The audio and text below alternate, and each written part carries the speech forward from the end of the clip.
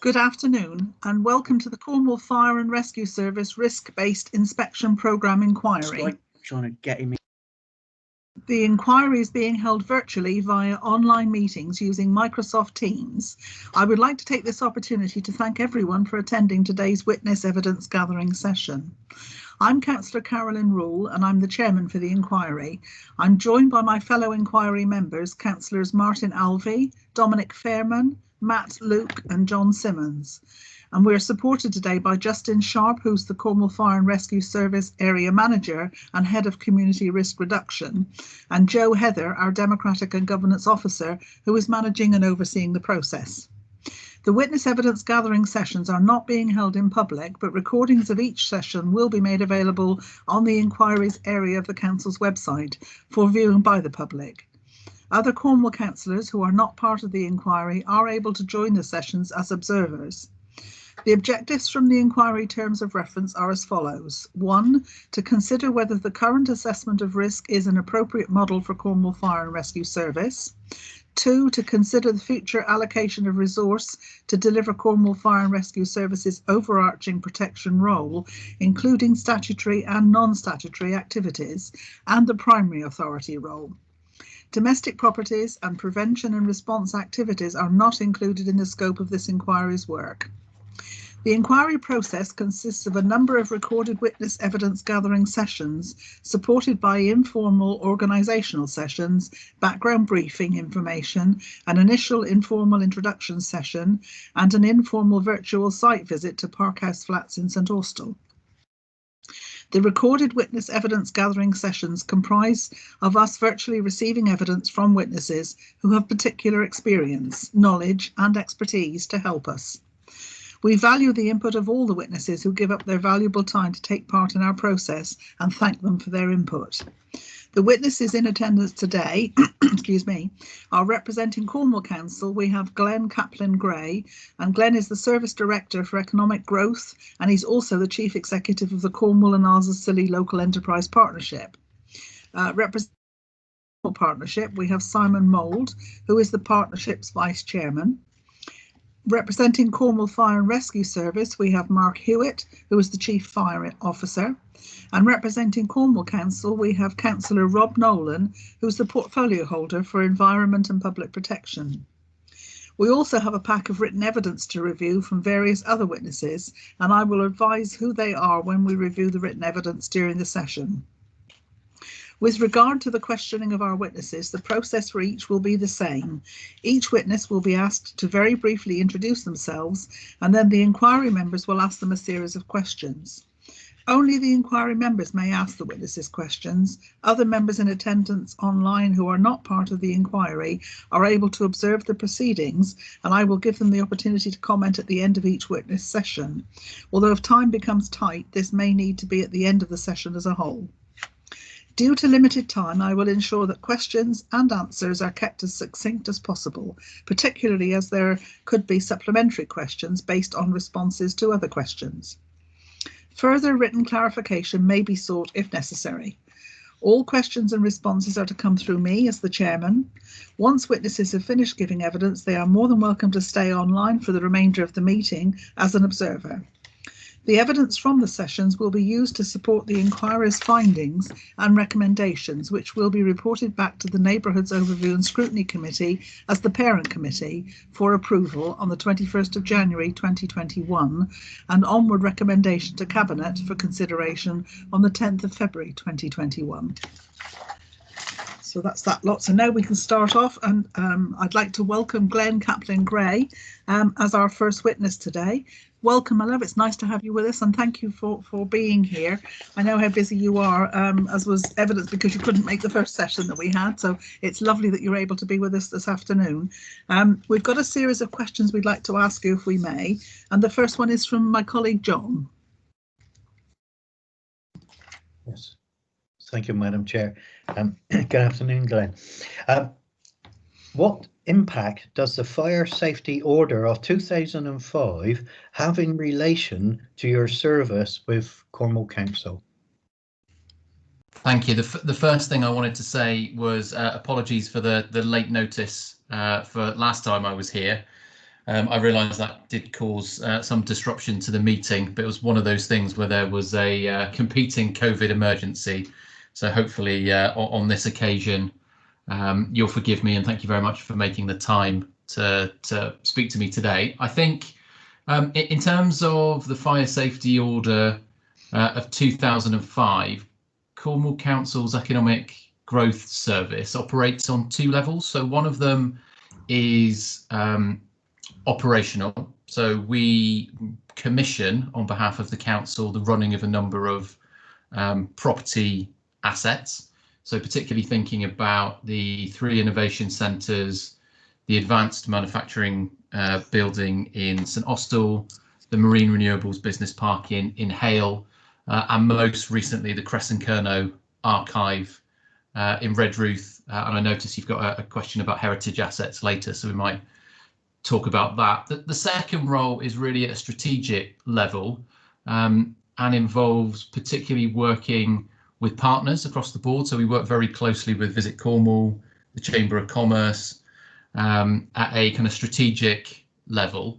And most of the conversations we have with businesses in terms of how it relates to this inquiry is really about business support and how we can make that a bit more streamlined.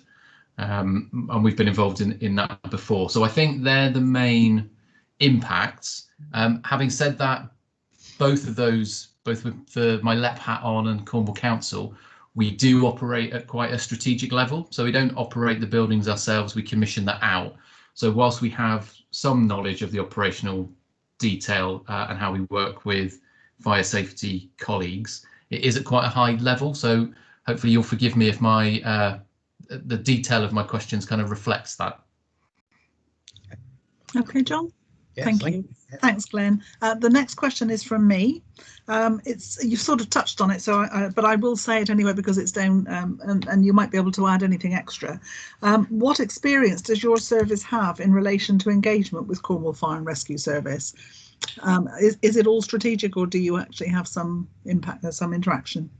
No, we do have interaction, so I wouldn't want it to think that we don't speak to colleagues in the fire brigade. I guess the bit that I missed out in the previous answer was we do work very closely together, particularly in response to emergencies or economic impacts, and that's been evidenced quite a lot during the pandemic, actually, where we've had fire brigade colleagues take part in emergency planning cells, recovery cells, and really bringing regulatory services a bit closer together. So that's probably what I missed out under the first heading. But as I say, it is quite a strategic level apart from those kind of moments of crisis. Yeah. And there was a couple of things I might touch on that a bit later on, I think. Okay. Thank you, Darren. The next one is from Martin, please. Martin Alvey. Thank you, Chair. Glenn, could Cornwall Fire and Rescue Service do more to support your service whilst ensuring fire safety compliance? So in terms of what I said before about strategic level, we have consulted our partners, so people like Plymouth University who run our innovation centres, and Cornwall Development Company who run some of our other assets that I went through a minute ago. And I have to say that the feedback we've had in terms of the kind of compliance operational issues has been really positive in terms of what the fire brigade do, both in terms of being timely, regular, flexible, working with the operators of those buildings. So I think our kind of straightforward response is we have been and continue to be really satisfied with the service we get from fire and rescue colleagues. And having given some thought to it, we were at an operational level, we were at pains to kind of identify anything that we would kind of raise at this meeting as an area for improvement. Overall, we're really satisfied. Great, thank you very much. That's good to hear, thank you. The next question is from Dominic, please. Thank you, Chair. Afternoon, Glenn. So with your other hat on, What impact does the Fire Safety Order of 2005 have on businesses in relation to the Cornwall and Isle of Scilly local enterprise partnership? Yeah, so this is one where we did have some feedback. So in terms of the local enterprise partnership, we're responsible for commissioning business support activity through the Cornwall and Isles of Scilly Growth Hub, also through the EU programmes. And one of the things that we're really keen to do, and we have been involved in this before, so the LEP was part of the Better Business for All scheme, particularly in its formative phases a few years ago, which was really about bringing regulatory services closer together. And we did a lot of work with particularly trading standards, particularly colleagues across a number of Cornwall Council services. I think we feel there's still a bit more of a journey to go on with that in terms of creating a single point of access for businesses. Cornwall Council, I think, has made quite a lot of progress over the past few years. That's certainly the feedback the LEP gets from the private sector. And I mentioned kind of emergency planning and the pandemic a moment ago. Over the past few months, we have been working with those representative organisations, so the FSB, Visit Cornwall, the Chamber of Commerce, and a whole range of others, are meeting on a weekly basis in terms of gathering real-time intelligence about the impact of the pandemic, putting people in touch with Cornwall Council services, whether that be business rates, revenue, trading standards, fire brigade. That's been really helpful in terms of addressing issues in real time, bringing businesses, albeit at a representative level, together with those that are providing those regulatory services. And that's been really helpful. So what we've seen in that is a much more real-time approach to both local and strategic issues. So I would say we're really keen to see fire brigade colleagues be part of that. It isn't that they haven't been in the past, but perhaps having done some of the more obvious things with trading standards, there might be an opportunity to bring some of those regulatory services together in a kind of one-stop shop way.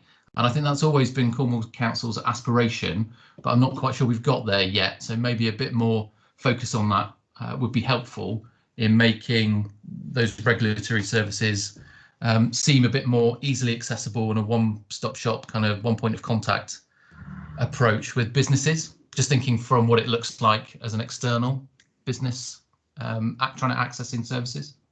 Yeah, thank you. If I might, Chair, just to add a little bit to that. So obviously the weekly meetings are in a direct response to the pandemic, but do you envisage perhaps continuing on perhaps a monthly basis or something? Are there lessons learned during the pandemic which will keep the sort of pot boiling, if you know what I mean, with the interaction with businesses? Or do you think once the pandemic goes, all that interaction will be lost? I don't think it will be lost, because I think from both sides, the public and the private sector, they've really seen the benefit of it. And the test of any meeting is whether actually people bother to turn up and attend, especially when it's a weekly meeting and people have been attending, people continue to attend, and some, the subject varies widely. But when we're through the pandemic and the crisis, I think what I would like to see, it may not be all the people in the room at the same time, but particularly through those representative organisations who are able to kind of, on our behalf, take a coordinated view. They kind of filter out what are joint issues, what are individual issues. If we can continue that, whether it's monthly or quarterly or whatever, I think that's a really helpful forum to bring issues in almost real time to the attention of local authorities. So I would like to see it continue, and it would be great to think that fire brigade colleagues could be part of that. Okay, thank you. Okay, the next question is from Matt, please.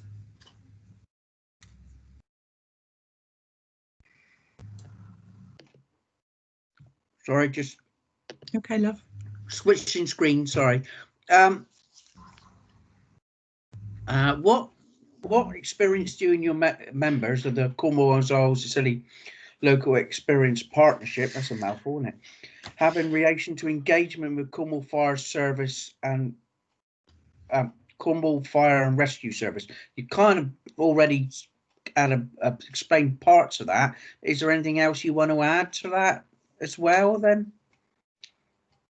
I don't think so. I probably answered that a minute ago, I think, if I'm honest. I think there are some things later on that might want to raise, particularly around working with Visit Cornwall and some of the specific issues around tourism.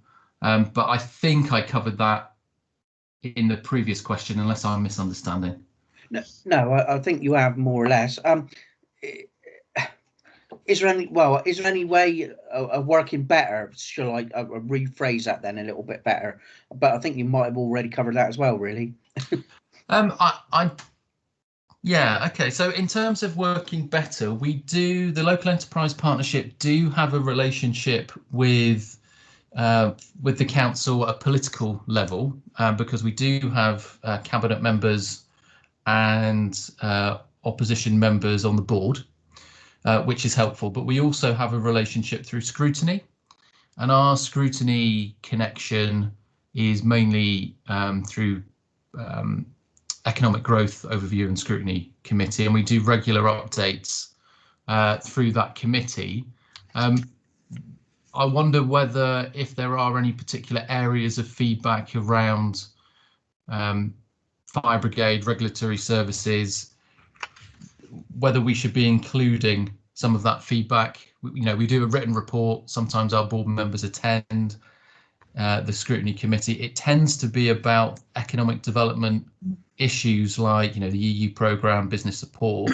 But it may well be worth investigating whether there's a different angle to that, which is kind of feedback on services or any linkages that we can make to other Cornwall Council scrutiny committees. So that might be worth exploring.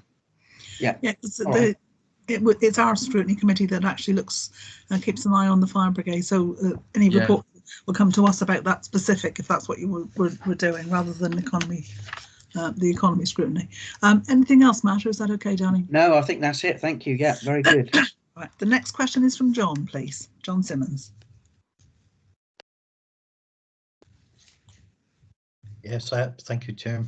I think mine's roughly strayed on a bit with the answers, but could Cornwall Fire and Rescue Service do more to support Cornwall and the Allocation Local Enterprise Partnership whilst ensuring fire safety compliance?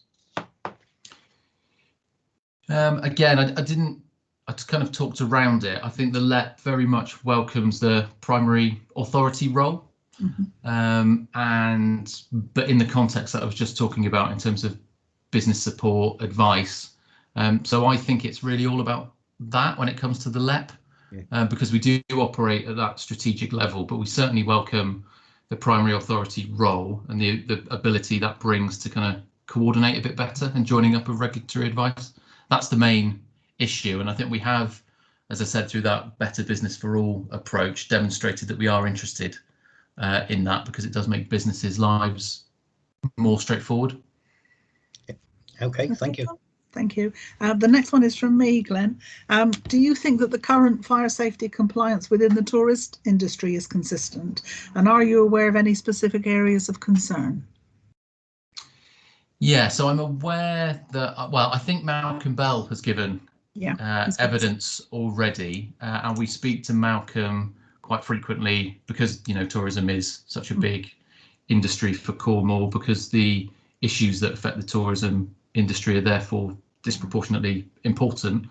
And I know that he will have talked to you about kind of the growth in business models like Airbnb, whether there is a level playing field, whether we know enough about some of those properties in terms of monitoring a database. He's got some particular thoughts around how that might be monitored better in the future, and about how Cornwall Council might help create a level playing field. I think he will know better than I what those solutions are, but I think we do share his concern. Yeah, The general concern we share. We talk to Visit Cornwall quite often, so I think we would support the previous evidence he's given on that. But clearly it is something that's emerged reasonably recently, and I'm not sure we've kind of kept up with that in terms of how business models are emerging. Thank you. The next question is from Martin, please. Thanks, Chair. And Glenn, this is very much on the same theme, and to a degree you have answered it. But what are your views in relation to the short-term holiday let industry regarding fire safety, and how do you think it could be improved? Yeah, well, as I said, I think I did mainly answer that. I think there's something about the way business models are evolving at the moment. So I think I'll try and answer that in a different way. I think, as I said earlier, we've been very impressed and supportive of the services we've received from fire brigade colleagues around, fire safety, compliance, all of that kind of stuff. I do wonder whether, in terms of future models, we need to be a bit more agile. Clearly, we're going to see businesses evolve their business models, partly as a response to digitization, partly as a response to COVID. But I think the rate at which business models are adapting, if you think about where Airbnb has come from in such a short space of time, maybe we need to be reviewing how we gather data and intelligence, reviewing how we're keeping track of changes in how business is actually being done and delivered a bit more regularly in terms of adapting and being agile to those things, so we don't kind of get left behind in the future. I think the other thing is closer working relationship with Visit Cornwall. I think they're able to bring in some intelligence, again in real time, and kind of be our eyes and ears and kind of critical friends in the sector. So I would say a mixture of better data and intelligence, regularly reviewing business models, and then closer working with Visit Cornwall in terms of issues that are going to emerge in the sector. Thank you. Okay, thank you, Martin. The next question is from Dominic, please. Thank you, Chair. So a last question about tourism. So I'll ask the question and I'll put in my supplementary straight away, so you've got something to talk about. How can the tourist industry help us to get a consistent approach and share awareness of fire safety legislation? And the thing I'd like you to expand on your answer, you said you supported Malcolm Bell's approach. Very much he was suggesting that registration of all tourist businesses would be a potential way forward. So I wondered if you had any views on that.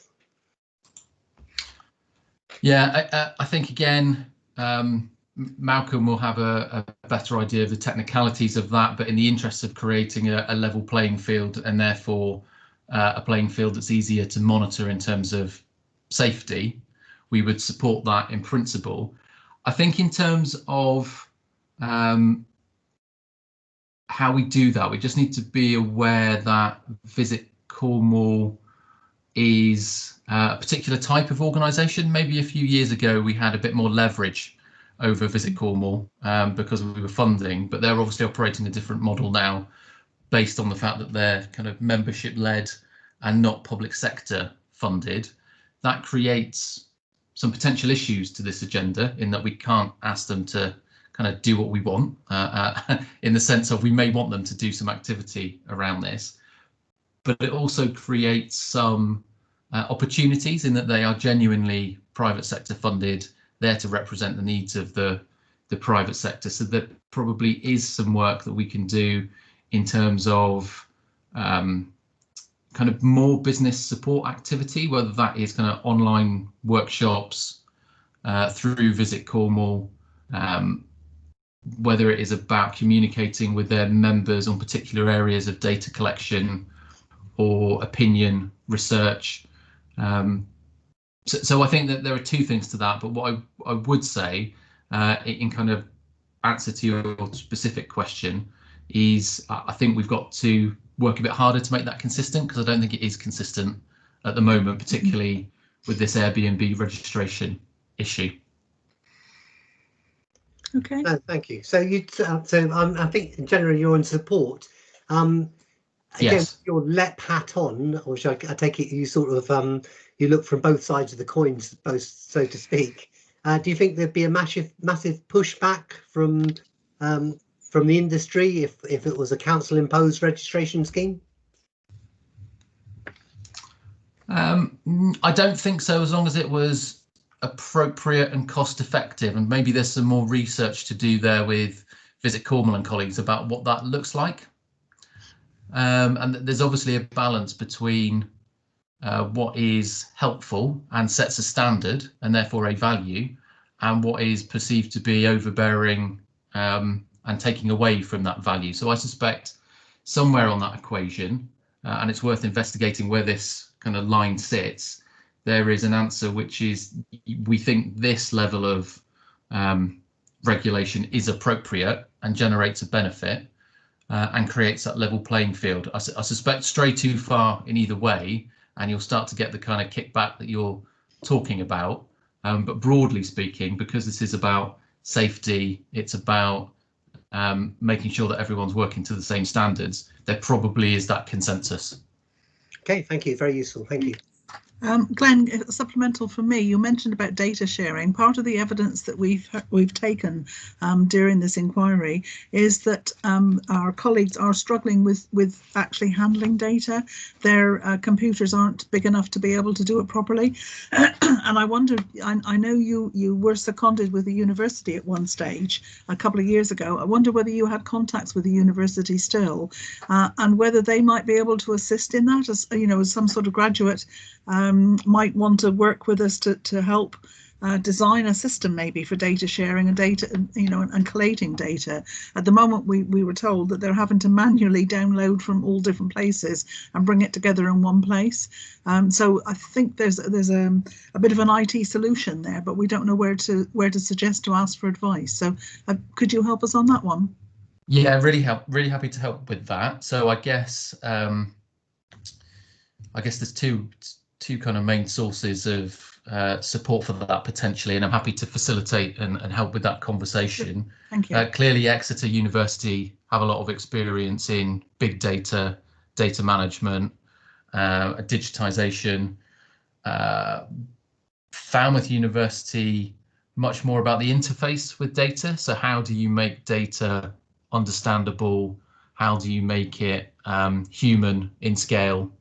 And if you look at some of the applications and companies that have been coming out of the Launchpad programme at Falmouth University, which Cornwall Council is a funder of, then a lot of that is about data and the management of data.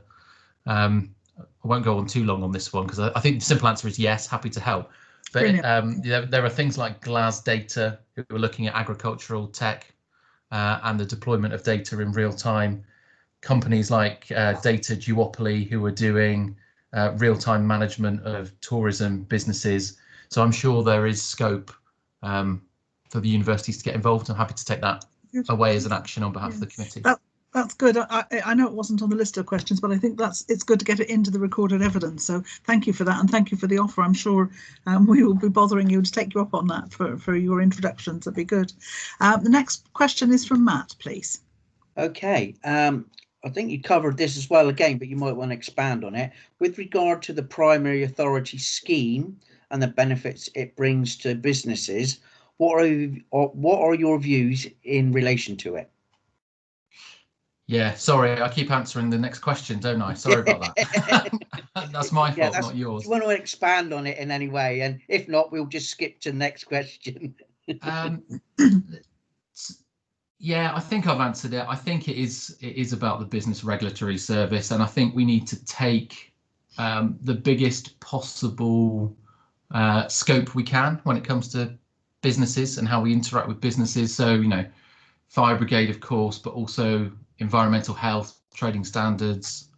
The bigger we can make that that ability to have one point of contact, the more I suspect that Cornwall councils, customer care data will improve, and the more businesses will feel that the council's being responsive. So I think there are some kind of real operational benefits for us and businesses in that, but I think it is the same answer, so I won't witter on. Yeah. Okay. Thank you. The next question is from John, please. John Simmons. Thank you, Chair.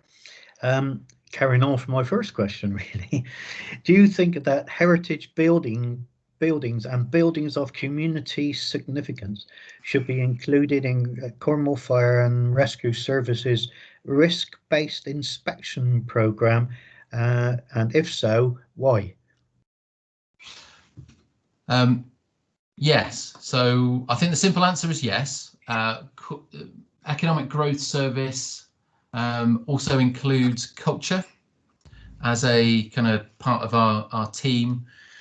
We have operational responsibility for things like Giva Mine, for things like King Edward Mine in Camborne.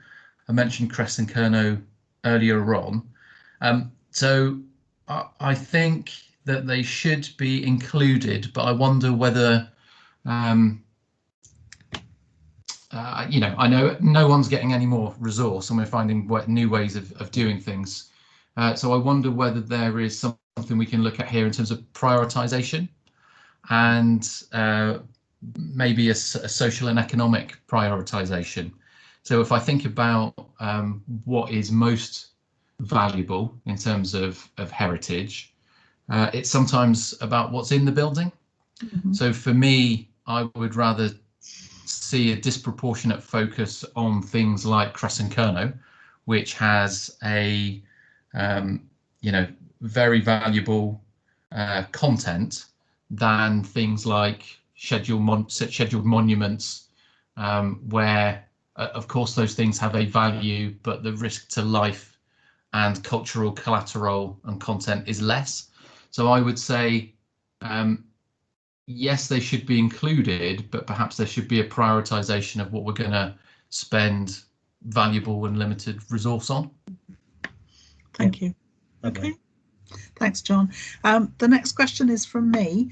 How do the objectives in the inquiry's terms of reference affect your respective service and the Cornwall and Isles of Scilly Local Enterprise Partnership? Do you want me to read them out again, or have you got them there in front of you? No, if you could read them out, that would be really helpful. Got my crib sheet here. The first one is to consider whether the current assessment of risk is an appropriate model for Cornwall Fire and Rescue Service. Well, I think you've touched on that slightly about the heritage buildings there. And the second one is to consider the future allocation of resource to deliver Cornwall Fire and Rescue's overarching protection role, including statutory and non-statutory activities, and the primary authority role. Yeah, so I think the risk, not talking against myself and excluding what I just said about heritage, but I think, yes, generally the assessment of risk is an appropriate model based on our experience of dealing with colleagues and looking at the issues. And in terms of resource, I think the only thing I would kind of draw attention to is that thing I said about primary authority role and improving efficiency by bringing together a number of services, perhaps outside of the narrow interpretation of fire safety. But I would certainly say, I'm not an expert on fire brigade by any point, by any means, but the model certainly looks appropriate. Perhaps needs to be a bit more agile, as I said earlier, and adapt to businesses' needs at a quicker rate. And perhaps we need to put some systems and reviews in to make sure that's happening. But yeah, broadly, I would say yes. Thank you. And then the final question is from Martin, please. Thanks, Glenn. And this is another one that you'll have had plenty of notice of. If you could put forward 3 or 4 recommendations to the inquiry that would support your service and the Cornwall and Isles of Scilly LEP, what would they be, and importantly, why?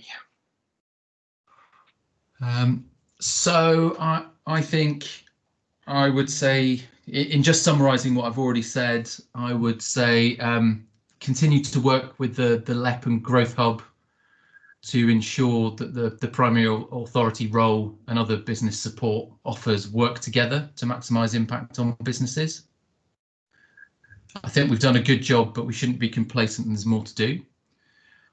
I think we should definitely consider the development of a registration scheme for all accommodation providers.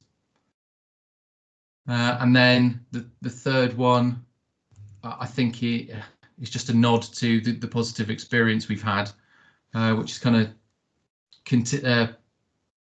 just note the good work that's already been done and continue the good work on behalf of communities and businesses across Cornwall. Brilliant. Sorry, Martin. Okay. Just thanking Glenn. Yeah, thank you very much, Glenn. That's the end of the questions that we had written down, but I usually do sort of a catch-all at the end. Is there anything that you would like to put into the inquiry? Anything that we've missed that you could add to help us? No, I don't think so. That's been kind of a really thorough run through. I will speak to colleagues more broadly, and if there's anything to add, I'll put that in written submissions, but thank you very much. It's been good. No, thank you for your time. It's been lovely to catch up with you again. Take care, my sweetheart. Thank you, You're Chair. very welcome to stay if you want to, but if you I know how busy you are, so if you need to leave, that's also okay, love. Okay. Okay. Thank you very much. Thank you, Glenn. Right, colleagues. We've now got Simon has joined us. Hello, Simon. Nice to have you with us. And Good Simon, afternoon, Chair. how are you, my darling? All right. I'm very well indeed, thank you very much, and I hope you're all well. Yes, that's fine. Thank you, sweetheart. Right, we're getting ready to do your questions then, if that's okay. We've got several here ready to put to you, and the first one is to come from Dominic, please. Thank you, Chair, and good afternoon to you, Simon. A nice easy one to start with. Can you tell us about Safe for Cornwall, its work and its engagement with Cornwall Fire and Rescue Service, please? Yes, of course, no problem at all. If I give you a summary answer first, so hopefully you'll be aware Safe for Cornwall is a partnership which is made up of public, voluntary, community and private organisations who come together so that we can do all that we can to make Cornwall safe. We are a virtual organisation, which means one of the things that we are doing is providing that coordinated response to those community safety issues and looking at how we bring those different skills and resources together to make a difference. In simple terms, it's about helping communities feel safe and be safe. It does cover a broad spectrum of crime and disorder issues, and that can be ranging from low-level noise, nuisance, vandalism to the end of the scale of serious violence, rape and murder at the other end. It does also include tackling the harms of problem drinking and drug use, reducing reoffending and the delivery of a strategy to prevent violent extremism across our communities. We are, as a partnership, a statutory body. We have a robust process based on local evidence and consultation to identify what these issues are. And in essence, they can be grouped in three main areas, as members will be aware. So we've got the domestic abuse and sexual violence, one of the three, which includes also domestic homicide reviews, rape, sexual assault and sexual abuse of children. We've got the other key area then of exploitation, which includes child sexual exploitation, county lines, drug crimes and exploitation of vulnerable people, modern slavery and human trafficking, and terror and violent extremism. And then the final key area we've got is vulnerability and complex needs.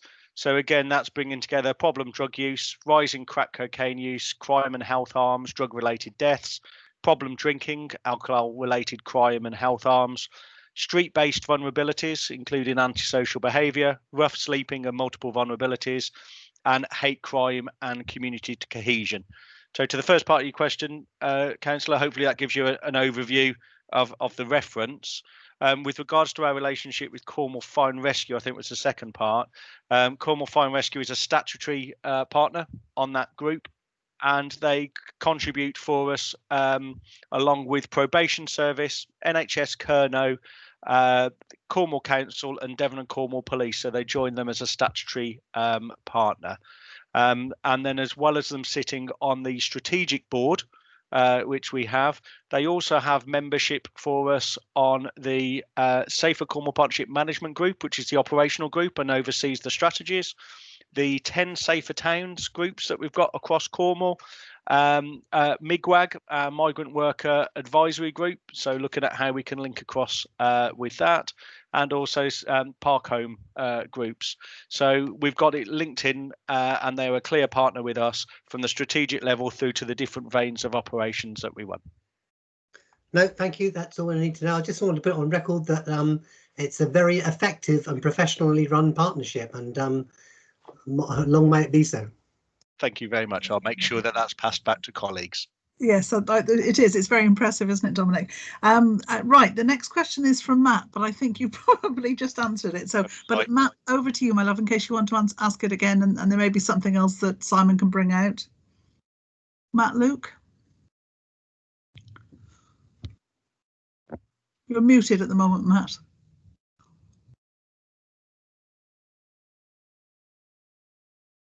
Matt, can you hear us? Chairman, Matt did say he might have issues and might drop out, so maybe he's dropped out for a moment. Yeah, okay. If I'll read Matt's question, if that's okay, Simon. The question was, do you feel the level of engagement and support from Cornwall Fire and Rescue Service is appropriate, both from a strategic and an operational perspective? And if not, how could it be improved? I think you seem to be saying it was already quite good, but I don't want to put words in your mouth. No, thank you, Chair. So no, I would say it's absolutely on the right level. We're definitely joined up. We welcome Cornwall Fire and Rescue on the partnership as well. They have a particular brand that enables us to open doors and get over thresholds that others can't. And I think they've also done a lot of training, particularly on safeguarding domestic abuse and drug and alcohol, that helps with early alert and how we can do that. I think the only one area that we could potentially look at further is through community network areas, in the same way that we do with police at the moment. So how we can be broadening that messaging out and how we could be potentially doing that. But no, we have very positive support and good working relationships with the service. Thank you. Dominic, you had a supplemental? Just a quick one on that point. So in your long experience on the partnership, do you feel that, or while the Fire Rescue Service have been really good partners, do you ever get the sense that the resource is a problem for them in maintaining that partnership approach? I think one of the challenges, so yes, but I sort of appreciate that at an operational level, one of the challenges that we have is where we'll have operational meetings in locations, because of the mobilisation requirements that the service has, it's very difficult to dispatch officers to attend those local meetings at times, because they still need to have that ridership volume. So I think there's always more, and I'd be very greedy as a chair of the partnership, as you'd expect, to say if I could get more fire consistency and attendance at those meetings, because they do bring a value, it would always be of most help. So it is a balance between, realising they've got operational needs at the same time as trying to get that representation. So I'd always say yes to more. Okay, thank you. Okay, the next question is from John, please. John Simmons. Yes, thank you, Chair. What overarching benefits does Cornwall Fire and Rescue Service bring to the work of Safer Cornwall? Could you inform us of the joint work undertaken, for example, in relation to safeguarding migrant workers, the homeless and hoarders? Apparently that's what my wife calls me. Thank you, I think I'm guilty of that as well, John. And there is some advice and support that we can help you with, Councillor Simmons, if you ever wish. So thank you for that. If I try and deal with the points, probably in reverse order, actually, hoarding to start. So I do need to declare that obviously I've previously been an officer within Cornwall Fire and Rescue Service. During that period of time, I think through Cornwall Fire and Rescue, we were able to take phenomenal leadership on hoarding, where we were able to gain the first protocol for the whole of Cornwall, which was multi-agency, to look at how to address the issues of hoarding, which had been raised through a number of safeguarding concerns over the years. As a result of that, we've got housing, fire, waste and wider council services all linked up into a standard protocol to how to address that.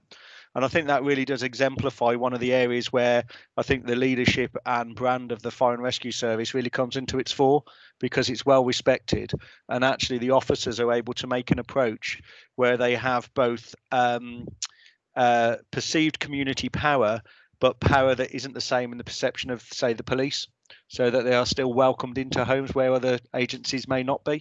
So I think they've done an absolutely sterling job, and we're very proud to be working still in partnership with them for that. I mentioned MIGWAG earlier, the Migrant Worker Group. So again, 2 cases most recently, Hawktor Point and also Minorca Lane. Again, that came out through COVID. And I think where we work well as a partnership and as an approach is we have an ability to look at an issue and identify what partners have what powers and how collectively are we able to agilely apply and utilise those powers. So again, for me, through the Minorca Lane and Hawktor Point, there are examples of how we've started to do that and use different approaches and different skill sets and different powers to attract that. Safeguarding, I think, is again a classic opportunity for us. Unfortunately, when things go wrong, that service is over that threshold, but they are able to help observe and flag. So as well as safeguarding, we've seen that with a number of the teams now on prevent. So looking to help to spot early signs of radicalisation so that they can help identify that and flag that through. And also the service did some fantastic work with Dementia Friends over the years, and again trying to make sure that we understand that issue and how that can help. I'd also say the work through equality and diversity that's been undertaken also helps that service, and therefore the partnership be seen as accessive. So the work with Cornwall Pride, Pride in the Park, and those connections meant that actually partners can also link onto that, and we can look at how we can expand that type of work. So hopefully that gives you a thorough answer, but happy to take more questions if needed, sir. Oh, that's lovely. Thank you. Okay, John, thank you. The next question is from me, Simon. How effective is the sharing of information between Safer Cornwall, its partners, and Cornwall Fire and Rescue Service, and could it be improved? So I would always say yes, it can be improved, and it always needs to be improved, and we should never be complacent about how, as a partnership, we look at data sets. We are very proud as a partnership of the very well received and recognised strategic needs analysis, which helps set our priorities, to which Cornwall Fire and Rescue Service contribute data sets to that for us. So I think at that strategic alignment piece, we've got good data flow there. And I think on an operational tasking level, we work well. So as I just mentioned a second ago to Councillor Simmons' response, I think, you know, the see something, say something approach to that broad spectrum of the partnership piece. I'm comfortable that we've got that through. I think it is difficult that it's probably different levels of awareness across the service, minded of the way in which the resource model is. So between whole time and on call, we probably get disparate levels of expertise, which I think is understood. I think we still lack joined up intelligence, or not lack it, it could have enhanced joined up information flow. So if I talk about that, you know, if you look at, for instance, how many different people across the partnership cross thresholds to different commercial premises, at the moment we all do it in different systems and in different ways, and yet we may have all gone to that same public house, and fire may have identified there's some issues there around their fire safety. Public protection may have identified things around food hygiene. And if you've got those sort of issues happening, there's, you know, are there any issues there around modern slavery? Are there any concerns wider that we might want to get to? So I expect from a purist's perspective, being able to link all of that data together, so you have one commercial premise that's listed on one system, and all of our different agencies were able to provide that 360 holistic view, would always be an ambition to move toward, so that then we're always thinking about that from a multi-agency perspective. Thank you. Next question is from Martin, please. Afternoon, Simon. Good afternoon. Is the Safer Cornwall partnership aware of the primary authority scheme, and could the scheme be of benefit to its work? So I think parts of the partnership are aware. The parts that are probably very fully engaged. I think one of the things that this series of when you'd sent through the background reading that it made me think about is predominantly a lot of the partnerships work with the service focuses on its prevention and response based activities as opposed to the protection elements. And I think there is probably more that we need to do about looking at how the protection criteria that fall within under Cornwall Fire and Rescue Services remit could help support and enhance the safer agenda. So I think traditionally we've seen that as probably something that we don't work on as much. However, the pack started to make me ask questions around if, for instance, the primary authority piece, could we be putting things in there about how we ensure that employers under that primary authority scheme are looking after and protecting their workforce? So are they being aware of the domestic abuse policies that might be available to them, the drug or alcohol policies that we have, what they need to be doing about protecting their workforce from modern slavery, protecting their workforce or making them aware of radicalisation? So actually we start to look at, from a Cornwall perspective, how we push that out to those employers that are already within that primary scheme and how we could support that. So I think there's some definite opportunity there of how we could probably enhance that, which I hadn't really put together until I started reading the pack, to be perfectly frank. Thank you. Okay, thank you. And we've done some good. That's great. Dominic, it's you next, my love, please. Okay, thank you. You've touched upon all this, but I'm looking for new things, perhaps. How do you think Cornwall Fire and Rescue Service could target its limited resources to support the work of Safer Cornwall? When we're talking at limited resources, Councillor Fairman, in the context of this question, are we talking protection resources or all resources? So I think we're primarily looking at protection. Yep. Okay. Thank you. So I think again, it probably partially is part of my answer that I gave a second ago, which I think traditionally, from a partnership point of view, we've always focused on prevention-based activity, and I think when you read, the prevention piece in its most simple perspective, commercial premises, high-rise buildings, homos, those are the key issues, and they're probably not how we traditionally make those linkages. But I think there's something about moving forward, and particularly taking some of the learning from our Safer Towns lessons learned, and St Austell, for instance, is actually a lot of those people that have probably got our most vulnerable, living the most chaotic lifestyles, are quite likely to be placed in and living in that type of premise.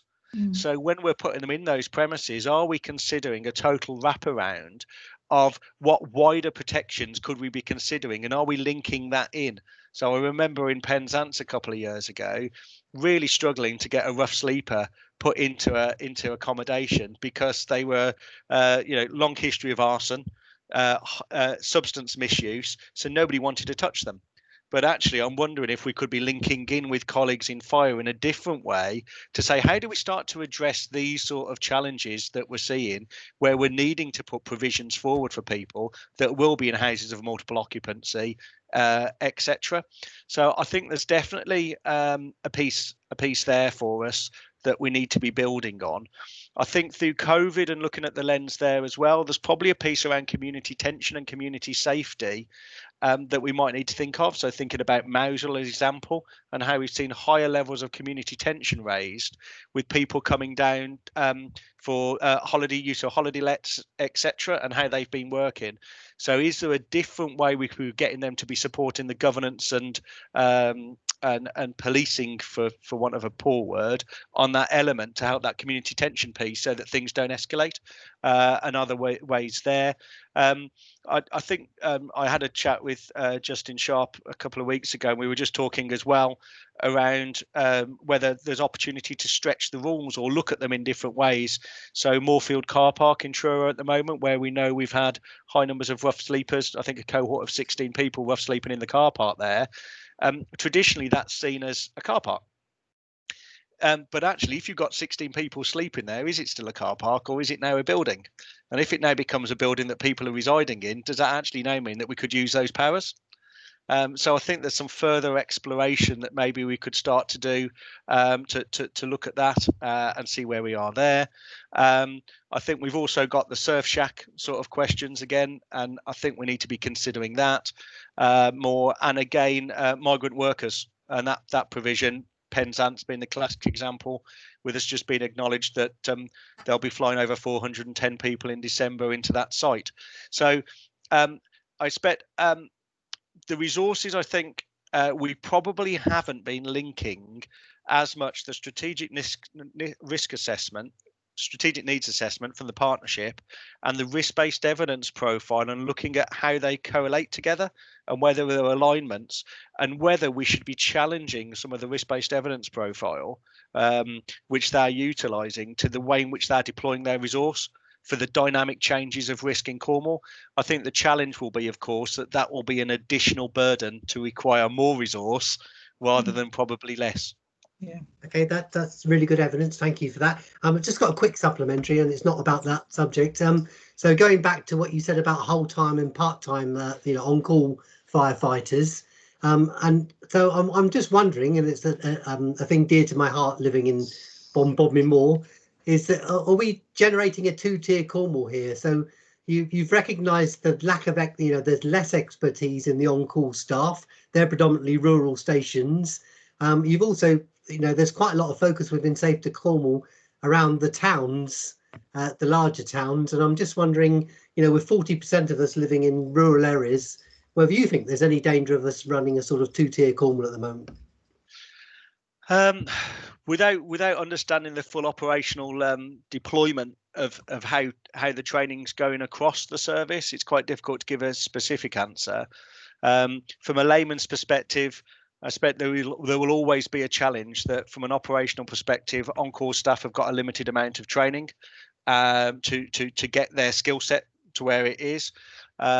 So I think the key bit, if I put it back on myself, is it would be to probably take a safeguarding advocates approach to a lot of the information that the partnership could be doing, which is, as opposed to expecting everybody to be an expert in these things, that we approach the see something, say something style with very simple guides to say, these are the things just to have a quick look through from a checklist perspective. And that's something that we can continually be having conversations with the service with regard to. I think if you wanted me to give you a direct answer, it will always be a significant challenge running a whole time and an on-call model to ensure you've got consistency across such a broad spectrum of the partnership. No, thank you. That's good evidence and feeds into some of the work we've been talking about with training. Thank you. Thank you. Matt, are you with us now? I think you've gone again. Matt Luke, are you back with us? No. Okay, well, I'll read Matt's question. Oh, yes, you are there. Matt, can you hear us? You're muted at the moment. Matt, can you hear us? No, I'll read. Yes, yeah, I'm back. Oh, I'm back. Well done. Is your question next, my love? Number 7. Okay. Hi, Simon. In the year 2019 to 20, Cornwall's Fire and Rescue Service audited 419 premises. The service's risk-based inspection program identifies sleeping risk as high risk and targets these areas. Does Safer Cornwall have a view on a number type of premises that Cornwall Fire and Rescue Service is able to audit each year? There's a mouthful for you. Thank you, Councillor Luke. Hopefully I'll address that. So I think the direct answer is no, we don't look at the performance outcomes from the risk-based evidence profile from a partnership perspective. And just for your benefit, Councillor Luke, we were just talking earlier around the focused areas that from a partnership we'll be looking on. So traditionally the commercial premises wouldn't automatically be one unless it came underneath one of those areas. Yeah, I heard that, and then I lost contact. Yeah, I heard all that, and then as soon as it came to my question again, it cut off. Okay. So no, it isn't something that we'd bring into scrutiny. at the moment. I think as this conversation has developed, and as I said before, I think for me it'd be very interesting to start to analyse the risk-based evidence profile through the lens of the strategic needs assessment, and look at, of those sleeping risk premises, are some of those sleeping risk premises actually higher risk based of some of the complex cohorts and needs of individuals and some of those other issues, and that would be an interesting debate for us to be taking forward with the service. Yeah, interesting. Yes. Okay, thank you. The next question is from John, please. John Simmons. Yes, thank you, Chair. How could Safer Cornwall help share awareness of fire safety legislation amongst its partner agencies and communities within Cornwall? Are there any opportunities to work more closely together? Okay. Thank you, Councillor Slimmons. Absolutely, I think we do this well.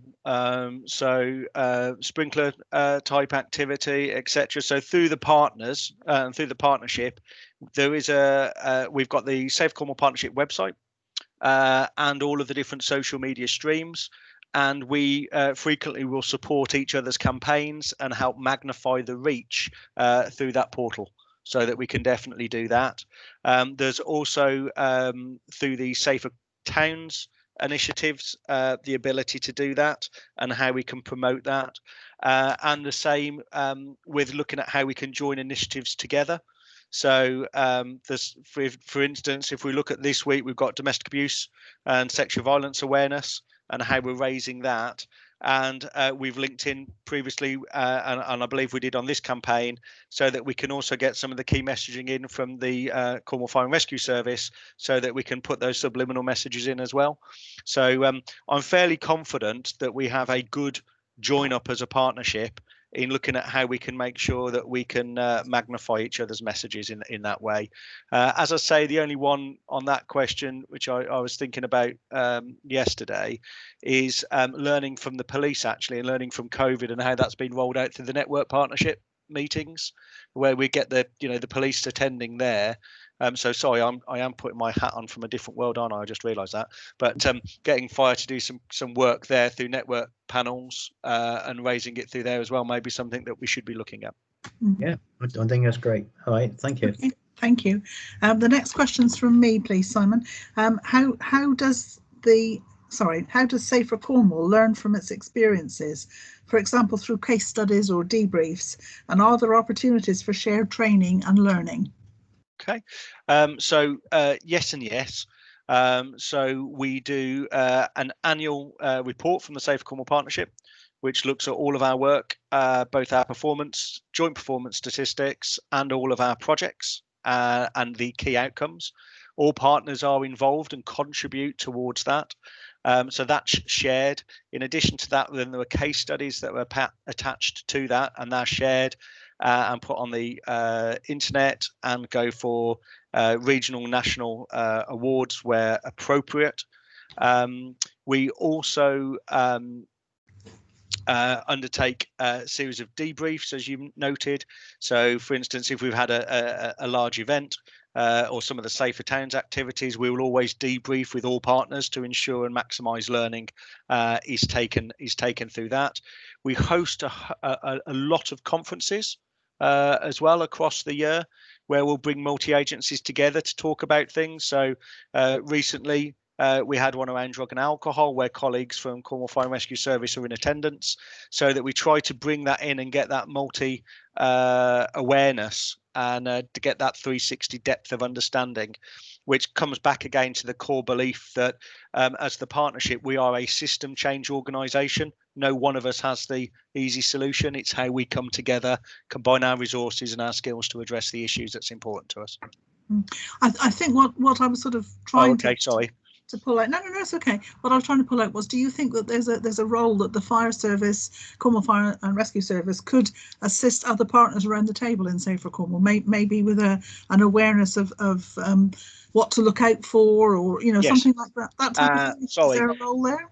Yeah, no, absolutely. So I think there's without wanting to try and create a RoboCop public servant, I think there is this point, isn't there, which is the same that Cornwall Fire and Rescue have done for many other agencies, of how we make sure that the key agenda, the key areas that Cornwall Fire and Rescue are looking for, when somebody goes into a property, we ensure that that's been made aware of to all of our other partners of the partnership.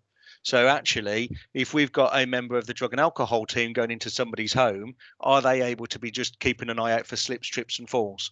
Are they looking out for home fire checks, for safety checks being fitted, etc., etc.? So I think we can always promote and we can always do more than that. But to give you some assurance, just this morning I've been contacted by Stuart Whitworth from CFRS, looking at how they can now get involved with the shielding CEV again, now that that's just come back out, so that we can look at that critical list of 26,000 people and ensure that all of those cross-reference to smoke alarms and home fire safety visits. So there's definitely those links that are happening, but absolutely, Chair, I would agree that we will always welcome and can do more. Yeah, thank you. It's good just working together, isn't it? Really, I guess yes. It's a strong thing. Right, the next question is from Martin, please.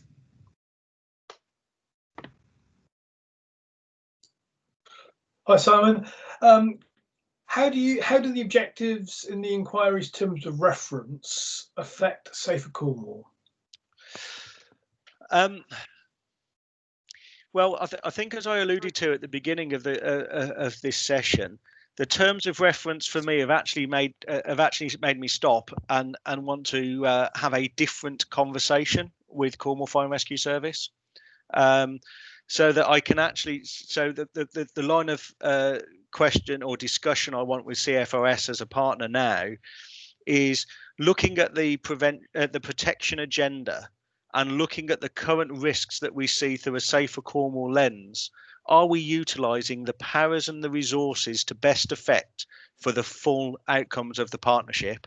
And are we also magnifying the opportunities for the partnership to highlight and raise awareness for the CFRS?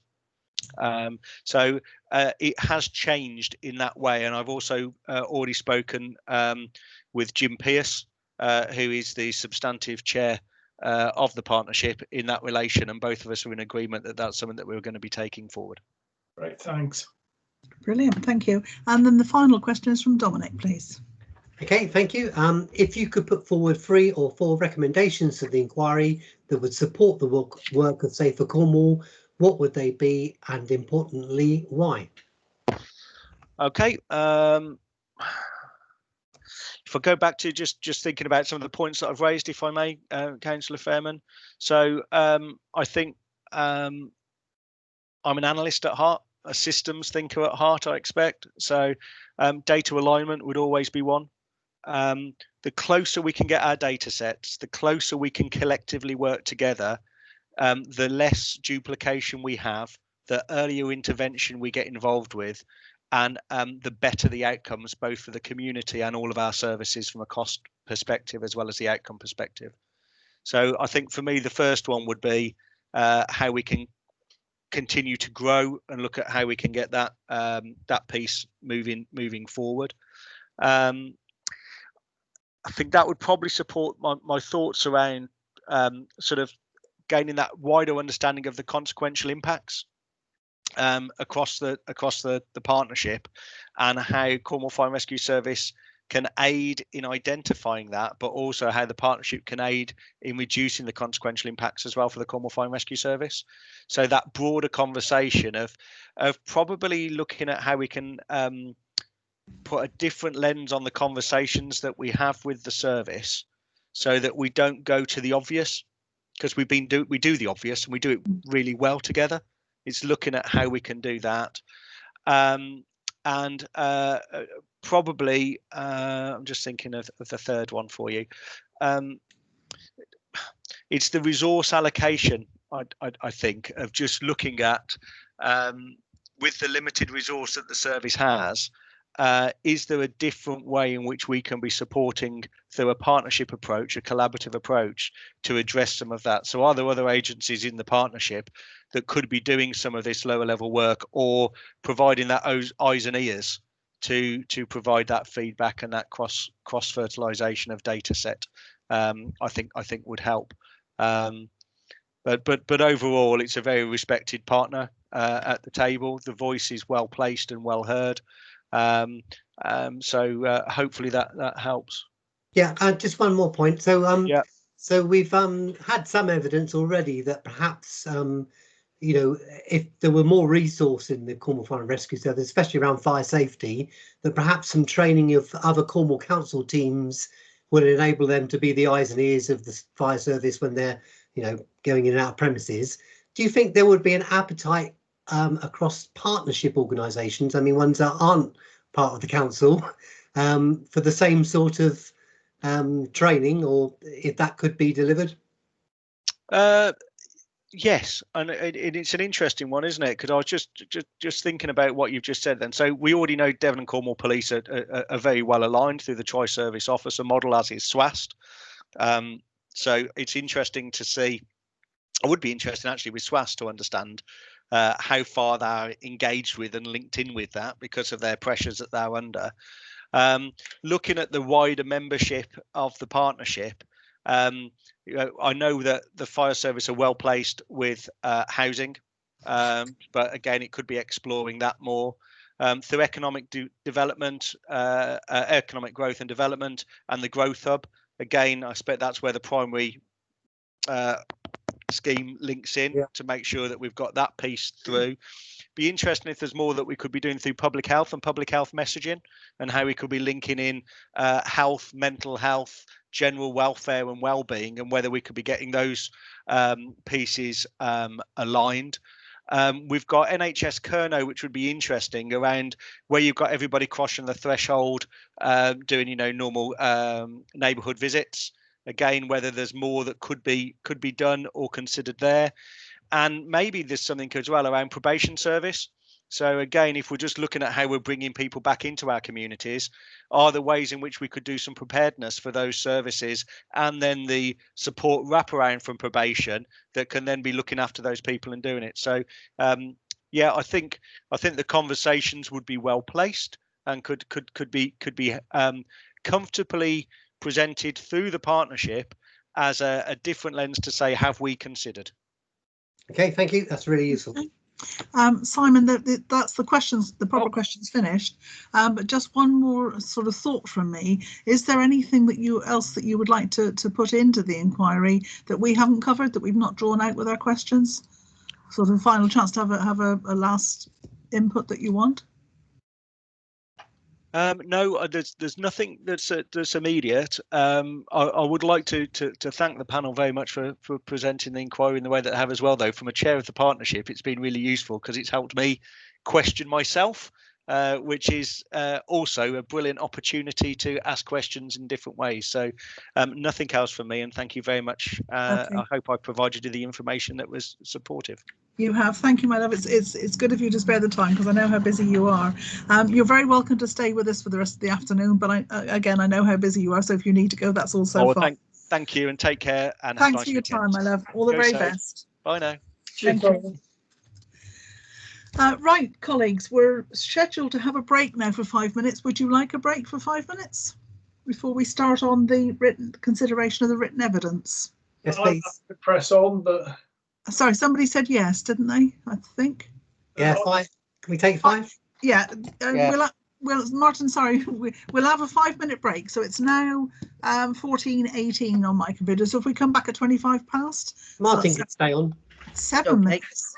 7 minutes break. Depends on how long the kettle takes to boil in that case. What, darling? I said it depends on how long my kettle takes to boil, but I should be back. Well, you've got extra 2 minutes now. We'll come back again at 25 past, okay? Don't forget to turn your cameras and microphones off because the live feed will continue.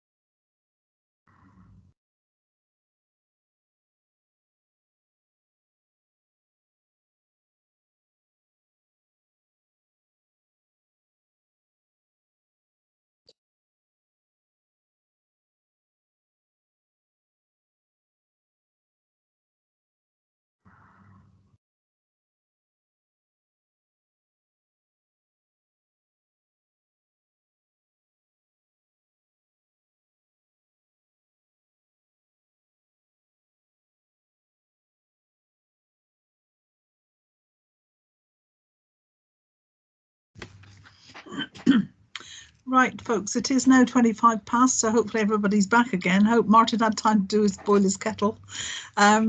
Right, so the next item on the agenda, oh, he's got a cup of tea there, lovely. The next item on the agenda is the consideration of written evidence. So we all had a pack of that. If we can just go through it. Joe, may I bring you in, Joe Heather? What's the best way of doing it? Shall I just go through each one in turn and pull out any points that any of us want to raise? Is that the best way of doing it, please? Chairman, I think so, yes, because then you don't have to go through every single line of every single piece that you've got there. People can just, the other members and yourself, you can just raise what you felt was pertinent. One or two sort of salient points sort of thing. Okay, so if we can all turn to page 6, which is Adam Birchall. Is there anything that anybody pulled out from him in particular? Who would like to go first? From his evidence? Or do you want me to start? Shall I go first while you're thinking about it? Martin, sorry. I was going to say you go first. I'll go after you. I've only got a little bit that I pulled out on Adam. Okay, I have my marker pen out, so I've got lots of bits of yellow. I think one of the biggest things that impressed me and that I was pleased about was that he kept mentioning joint working, joint immediate response, joint training, joint work on government consultation, and that sort of idea of working together was really powerful. I felt in his evidence that he gave out. He did say about I felt it helped the formal paying guest. I think his evidence actually gave weight to that we should go for a registration, looking at this registration of the Airbnbs and those sort of premises, which I thought was helpful. He thought for resources there should be a golden thread. He felt that really good relationships have been built up, but he would like to see that built on, I felt. There's all the different professional areas, the planners, building control, all the fire service, they're all distinct professional disciplines addressing specific areas, but they all work together, which is really good. You know, that's a benefit of it, I think. And where then he's got on page 9, he's got his 3 or 4 suggestions there. But anybody else want to pull anything out from Adam's evidence, please? I was going to say, the one thing that I've highlighted, and actually it's on page 9 there. Yeah. He's picked up on the reviewing of technology for sharing consultation and sharing information. So that yet again, comes to the surface, and also about additional resources, tangible additional resources. I pick up those are a couple of things that I've highlighted. Thank you, darling. Yeah, it was quite good that Glenn said, because we asked Glenn that specific question, Glenn Kaplan, earlier on, and he said he'd be able to help us liaise with the universities to try and get something, you know, to get work with the academics and to see if we can find some way around that, because our biggest resources are staff, and you don't want them sat there doing unnecessary work that a computer could do for them, I guess, to make their life work easier. Anybody else got anything particular they want to raise that we've missed from Adam Birchall's evidence, please? I think you covered it all, Chair. Sorry, darling. I'll leave somebody else go first next time. No, I think that's it. I mean, that's you cover. You know, I think it's all the interaction, working with different agencies that for me, for somebody in this position as well, that covered it all as such. You know what I mean? Thank you. Justin, did you want to say something? Yeah, thanks, Madam Chair. You've covered the two of the points I had down, which is the local authority building control assistance for short-term holiday lets, and we've gone all through that, haven't we? Yeah. And also what I call cradle to grave, which they've picked up, which I really like, around the whole planning process, the construction, and of course the life of the building. Yeah. That's a real golden thread in the new building safety bill. So yes, it is. That's going to bring a pressure to us, but we need to be there for that very much. We're making your life harder rather than making it easier, Justin. At the moment. That's, you know, the Grenville inquiry has focused minds, and quite rightly. I think it's because you're so successful, my love. It's a compliment in a way, but yeah.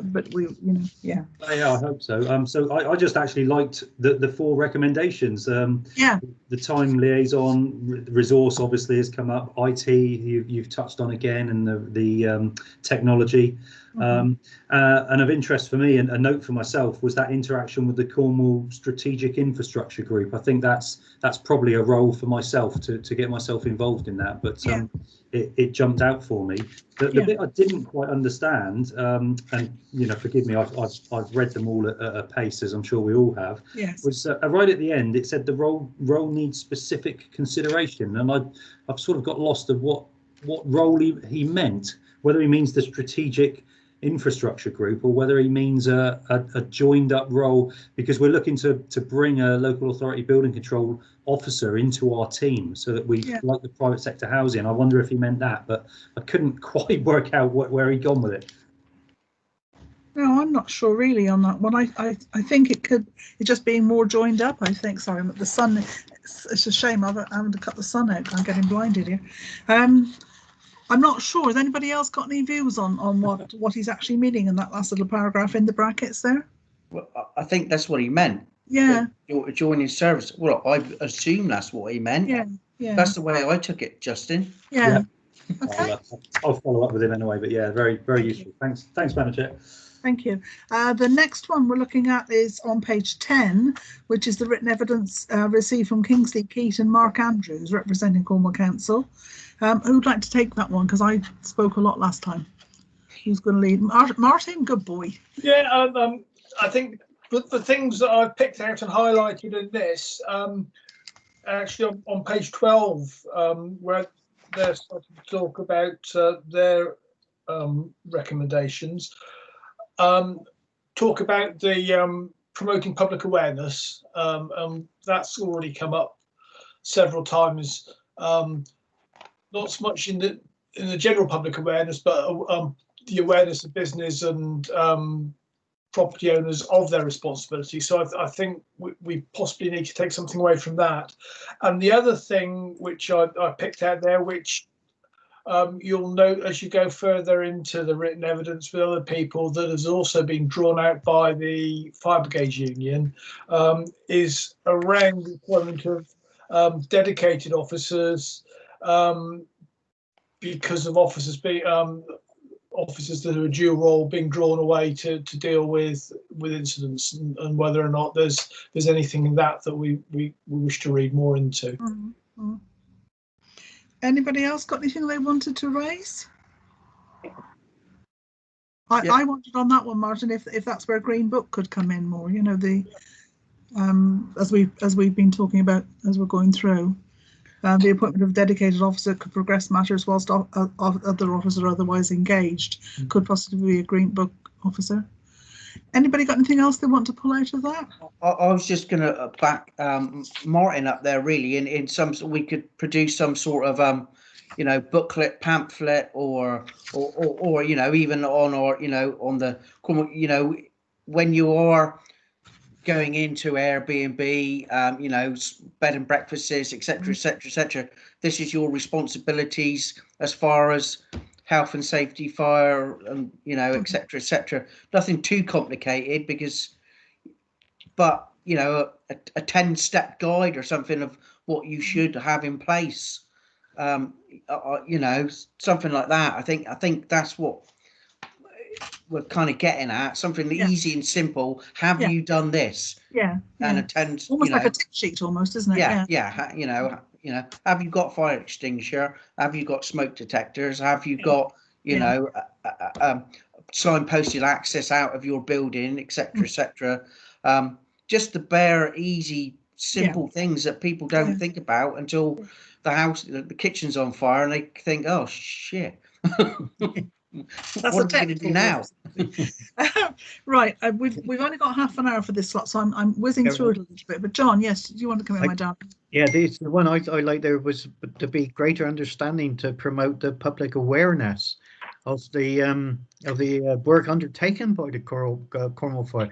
We all think that there's a fire, like Matt just said, there's a fire, so you dial 999 for the fire. you just can't believe what the other services of the fire brigade actually does for us. Exactly. Yeah. Which is good. Yeah, it is. It's impressive, isn't it? Yeah. Yeah. Okay, so moving on then, if that's okay.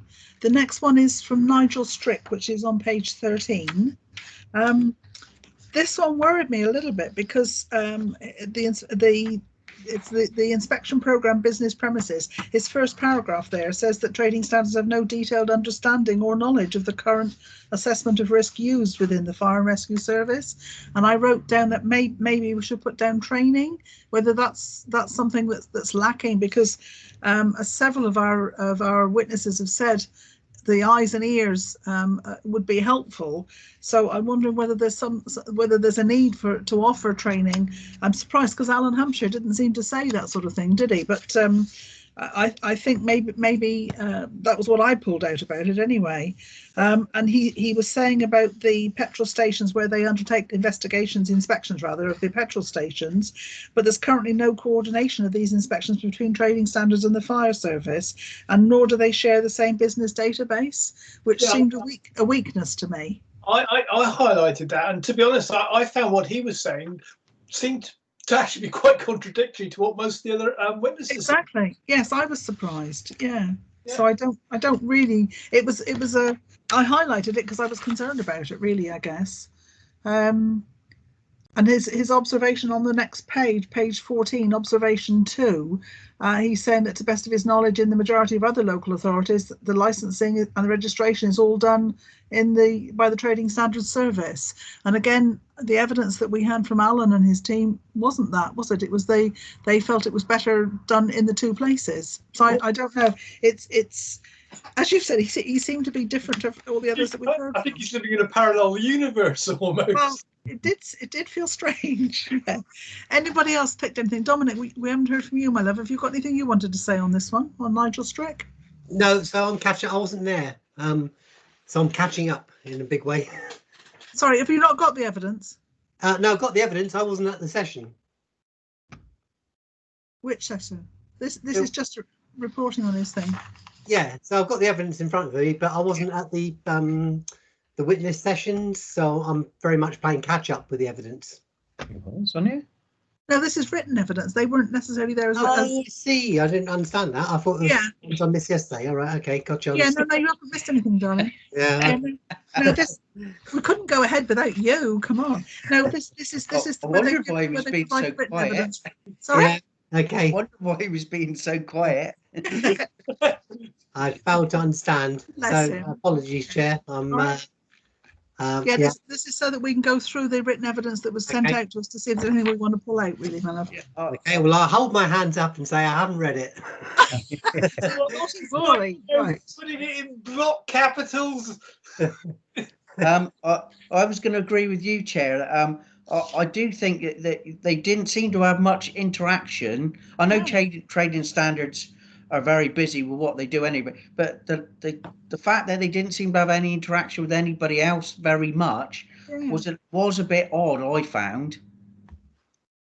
It does, because I mean we've heard from perhaps several it just witnesses. came across that way. I don't know. I don't know, because I mean Alan is his director, and Alan certainly didn't seem to feel that. It's evidence that has concerned me, put it that way. I mean, he's saying about the joint messaging and combined show of strength definitely enhance our involvement in the events. That's the next to last paragraph on page 14. And we've heard from several witnesses that actually having a fire officer there in uniform will open doors for them that the police wouldn't or nobody else would. So they're missing a trick, really, if they don't get engaged with the fire service. But whether we can actually pull that out as one of our thoughts, I don't know, on this inquiry, because we're actually looking at the fire service rather than trading standards. But I think we ought to report that back to Alan so that he's aware, would be my suggestion. I mean, I kind of thought that to a certain point that he thought it was perhaps, put it this way, he didn't want to bother the fire service with it because he didn't, it didn't necessarily, perhaps it was wasting their time or something. I don't know. because he's saying on page 15 there, the second paragraph, that both services have worked together because they've delivered safeguarding scam training at each other's training days. So there is a bit of working together. So his previous comments don't really make sense. It's a muddled witness statement, this one, as far as I was concerned. I don't know. I think that one worried me a little bit. Has anybody else got anything they want to pull out from that? No? Right, I'm sorry, I'm whizzing through these quite quickly, but that's because we're limited on time. The next one is from Louise Beard of Coastline Housing. Would anybody else like to take the lead on that one, because I'm having a lot to say here? I think the way they worked with everybody, the way they ran things was quite interesting.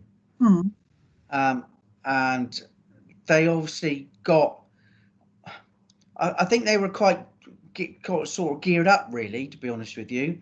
But like anything else, they kind of just do it on their own and not necessarily involving other people to a certain point.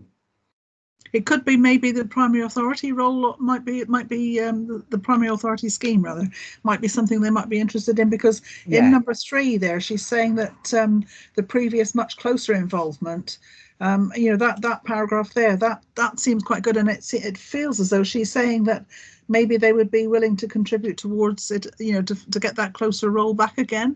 Yeah, so I think that sort of, to me, lends itself to the primary authority. Is that how you took it? Yeah. Well, yeah, I think they've gone off and done their own thing. Yes. And done, we need to do this, and they've gone off and done that. Yeah. And then haven't come back full circle, as it were. Yeah, because I mean, there isn't need to reinvent the wheel. If you've got experts there already forgotten more about it than we're ever going to know, then it's silly not to use them, isn't it, really? Yeah. Anything else on that one? I was a bit concerned, actually, by her comment, her answer, or point 2 there, that they have a minimal involvement. Bearing in mind that, okay, the inquiry doesn't look at individual single properties, but I know they haven't got a high rise, but they've got a significant number of apartments. Exactly.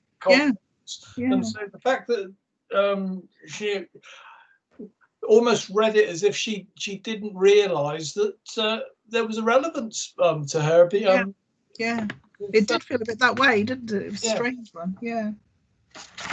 Okay. Right, moving on then to Ralph Garth of Ocean Housing. And this one, he actually provided witness evidence for us as well, didn't he? I thought we interviewed him. Chairman, he was part of the virtual observational visit. Right. So as opposed to being a witness, he was more of a technical officer helping you. Right. Okay. Has anybody got anything they want to pull out of his written evidence then from Ralph? Come on. Oh, I missed that one. That's on page 17, my love. Yeah, I looked at page 18. I missed page 17 entirely. Oops. So if you're looking for things to back up what we're already the key point of resource will be key. Number 2 was backs up the general thrust of what we're learning from people. Yeah.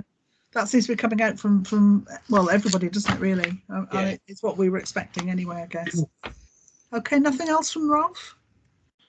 Right, moving on to page 18 then, which is Miles Topham of Devon and Cornwall Police.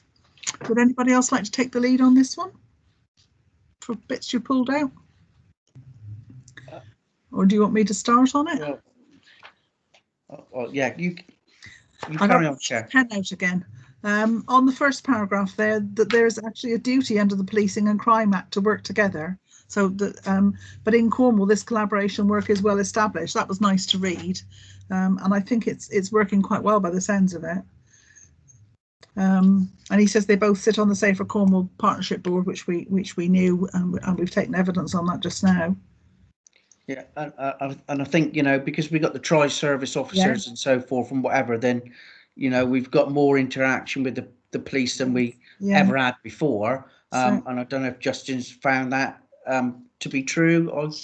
You know, there's 13 of them now, isn't there? 13 full time. Yeah. I know the Police and Crime Commissioner is very supportive of them and very proud of them, because she keeps talking about that at the police and crime, the police and crime panel that Dominic and I. That's taking the shine off the face of the fact that she's taken away all our PCSOs. Exactly.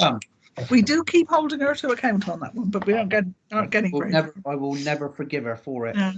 No, but yeah, I think the tri-service officers are a real excellent. Yeah. plus point. Yeah, it's working really quite well. Comment again on the information sharing and concern as to whether it's working efficiently. Yeah. Increase the sharing of intelligence. Yeah. And increase in collaboration working. There again, it's data sharing management would be helpful for the better scrutiny. That's in the bottom of 3 there. A lot of there's sort of some consistent themes coming out, I think, isn't there? Which is what you would expect, I guess. I think the only problem is because of the all this data sharing information of people thing frighten the daylights out of everyone, as we're not allowed to do it now and so forth like that. But I think people stopped doing it because of all that. I mean, in enforcement and stuff are still, insisting that they can't give us any information, which we all know is complete nonsense. And they're using an excuse to keep us in the dark, but we won't go down that road. I don't think it is, Matt. I'm sorry to challenge you, but because this is public record now, I don't think it is. It's because Cornwall Council have actually been bitten by it, because they did share something and they got taken to court over it. So now they have to apply the Data Protection Act totally, and there's no way around it. That we can't risk being found wanting again. So that I don't think it isn't a case of trying to keep us in the dark, because they do tell us. It's just we can't tell anybody either, which is a bit of a nonsense. Right, moving on then. The written evidence from Paul Masters, lately of our authority, now the Chief Exec of the Cornwall of Scilly Council. Martin, do you want to go first on that one, my love? To be honest, I didn't really put out anything that I felt needed mentioning from Paul's statement, other than the fact that he's very happy with how things work, and he's poacher and gamekeeper to a degree on this. It was interesting to see, because I think they've got is it called an SRA? I'm not sure. SLA, Service Level Agreement, where our fire authority sort of provide lots of services to them. It was interesting to see there near the bottom of the page that operational crews are going to receive fire protection training to enable breaches in fire safety regulations to be identified. I thought that was good. It's a good engagement then. I didn't pull out a lot of stuff from them, but it was interesting to see the different things that we do deliver for them on their behalf in that SLA. Anything from anybody else from Paul's evidence? I think he was more or less to say they're really happy with what with everything in general, and which is good. I didn't pick up any negative points on it. No. Joe, are you managing to capture all these bits and pieces we're saying? Okay, or are we going too quick for you? Joe? No, it's fine. Thank you, Chairman. Okay, darling. Right, lovely. What's that? Do we know how much the SLA cost, by the way? Do we know what sort of figures we're talking about? Does it say it in there? I don't know. No, there's no monetary sum put on it, I don't think. No. There's no monetary sum mentioned. No.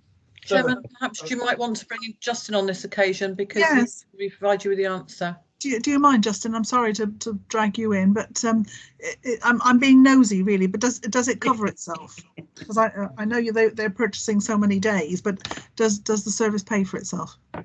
Yeah, Madam Chair, thank you. There's two aspects here. The SLA, the Service Level Agreement, covers a wide range of services to the Isles of Scilly. So it's not just the fire safety work, it's operational training and fire investigation support, and also fire safety support.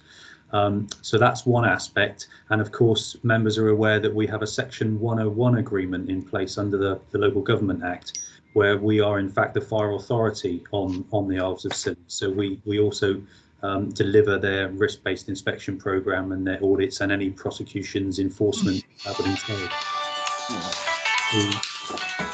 Nice bit of music there, Matt.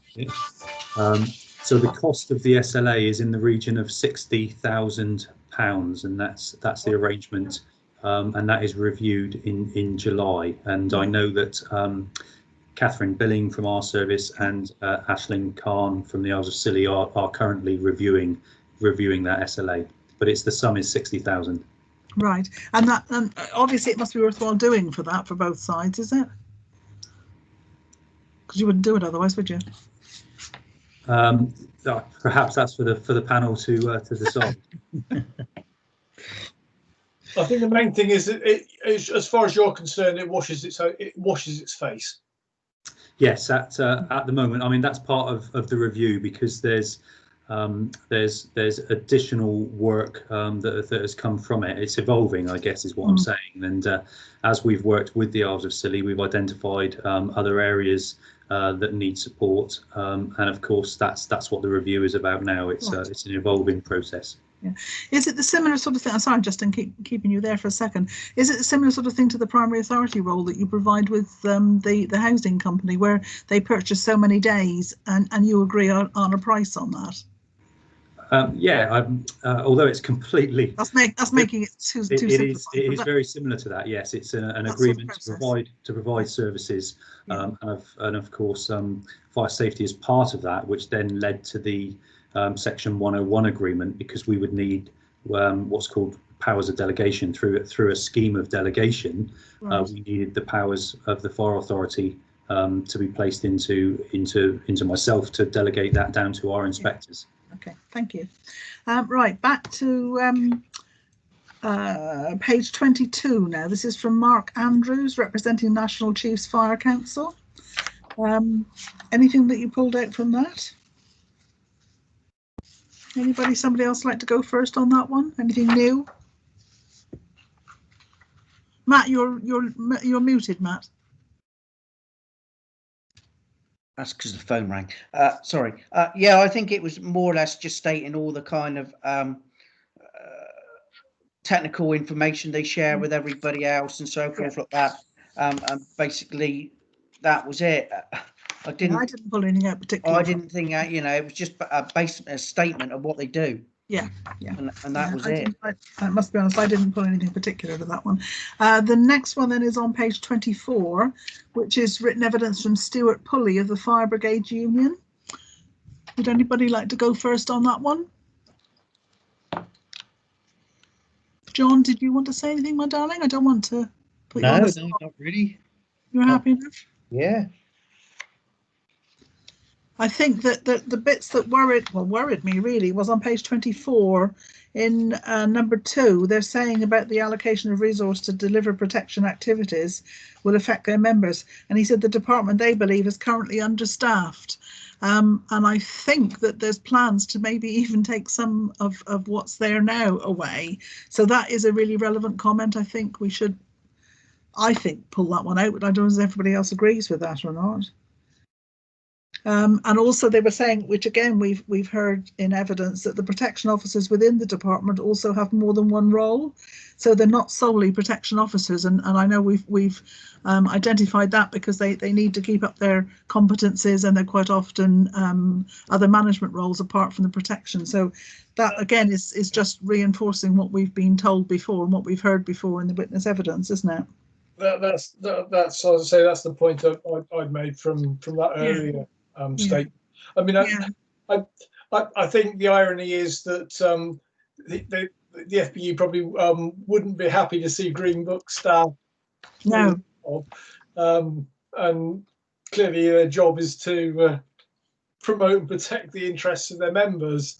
Yeah. But it's still valid, it's valid comments, because it's actually we've heard this sort of evidence from other people, haven't we, as well, I guess. But they're saying, he's saying that the department also has a number of temporary roles within the staff, so that there's no long-term capability for projects. I hadn't picked up on that before. I don't know whether that's accurate or not. But I think it's the bottom of number 2 on his comments. Yeah, I think possibly because the training, if I remember rightly, the training to do the job takes, was it 3 years? Yeah, 3 years. So I think that's the problem. But because staff move on and off within the role, you know, by the time they've done their training and whatever, done the job, and then somebody else is starting all over again. And I think that, like, that's the problem I kind of saw with that department or area, as I say, is it's the training involved that takes to get there, and then they might only be doing the job for 12 months and then move on and do something else. And it's how do we keep that that's to retain it? Because in number 3 there, it's saying the protection department needs sufficient funding to operate effectively. So by implication, that feels as though he thinks they haven't got sufficient funding at the moment. Then over the page, he's saying about the crew manager post needs to be maintained. I'm not sure, is that at risk at the moment? I hadn't picked up, so it is, right. And he's saying that needs to be maintained to offer a clear career pathway, which makes sense, doesn't it, really? Yeah. Yeah, Madam Chair, if I may, for clarity, the crew manager post has been identified as a post that will be removed at the end of this financial year under the medium-term financial plan arrangements to meet budget pressures. Right, but the evidence here is saying that it shouldn't. It needs to be maintained to offer a clear pathway. He also says that staff within the department need to have a sole functional protection role. And there again, hello Mark, nice to have you with us. There again, that's difficult, isn't it? Because because of resources, I guess. Chairman, it's Jo Heather. I was just recalling, I think with regard to the temporary roles, it was either Darren Vincent, Des O'Connell or Graham Hughes who might have mentioned the temporary roles, and that they might be due to succession planning and how they thought there needed to be stability and consistency. Right. I hadn't picked up on that, but I'd forgotten who told us that before. Right. Okay. Now then, how many more have we got to go? Shall we try and do one more? Mark is there with us, but we're not due to go to him until 3, so hopefully you're okay with us for a minute, Mark.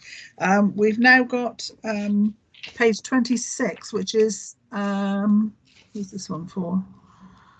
Emily McGuinness. Oh yes, I couldn't see her name for a minute. I was just looking for it. Thank you, Matt. Thank you. Who'd like to go on this one, please? This is the LGA peer review lady. Sorry, it's Mark. Chair, can I ask, would you like me to drop out for a moment and come No, back? No, you're okay, Mark. Don't worry.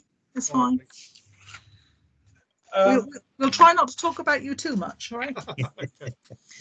Oh yeah, that was one the line that made me kind of think twice. Was it's not clear from the terms of reference that I have seen how the action of enhancing member oversight and accountability will be achieved through the scrutiny deep dive. It may be that this will be a line of questioning developed throughout interviews. Yeah. So that was the kind of thing that jumped out at me. Yes. On that.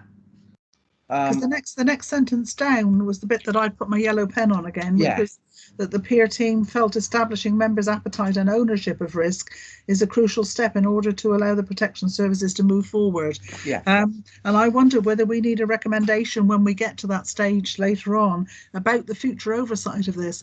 I know, I think it was when Justin was doing his first bit before we started, the very first scoping sort of presentation we had, where we were discussing this, and we felt that maybe it could be a performance indicator or something like that, where we asked specifically for the number of audits and these types of things to come forward in the regular reports we have to the scrutiny committee.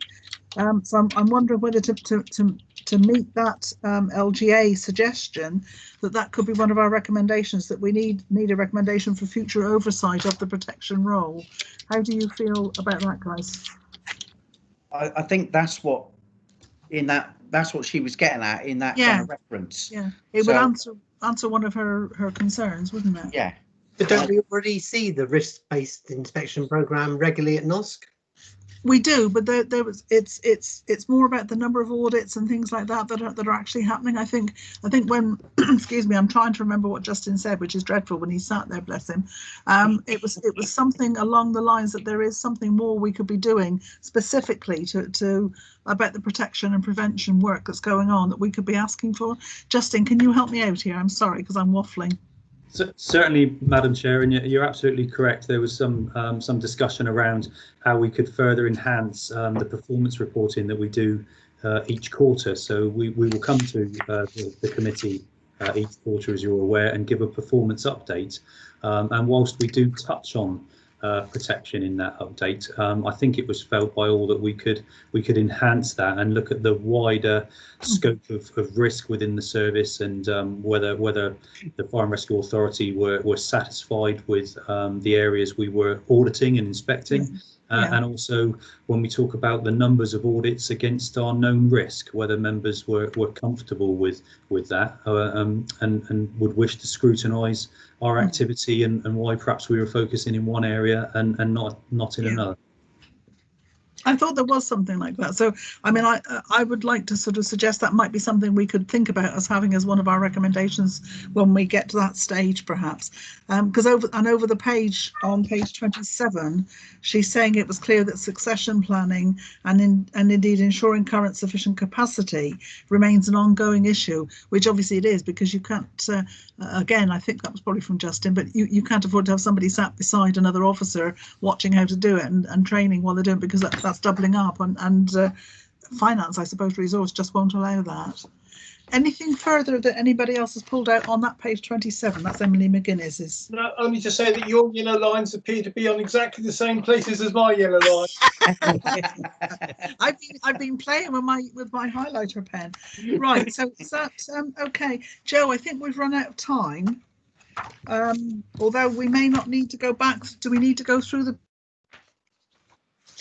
Chairman, I think it's up to you, but I think it might be worth another 10 minutes and not having a break to go through the rest of it.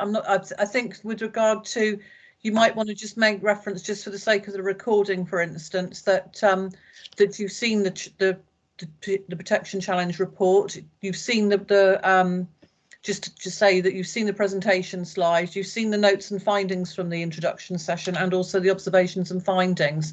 And then there was some additional information from Norfolk Fire and Rescue Service and Shropshire Fire and Rescue Service, which I published last night on the internet and sent to you, which you might want, those in particular, you might want to make comment on. They will be on your email, not paper copies. I printed them out earlier on. I have got them here. But I haven't had a chance. So really, just for the sake of the recording, all that Joe has just said, so that the pages 28 through to 87, 85, just to read into 85, to read into the evidence that we have had sight of that and reviewed those, even though we're not actually specifically going through them page by page now. And then Mark, are you okay if we just look at the new evidence that we've got here, or are you tied for time? No, no, I'm fine. Absolutely fine.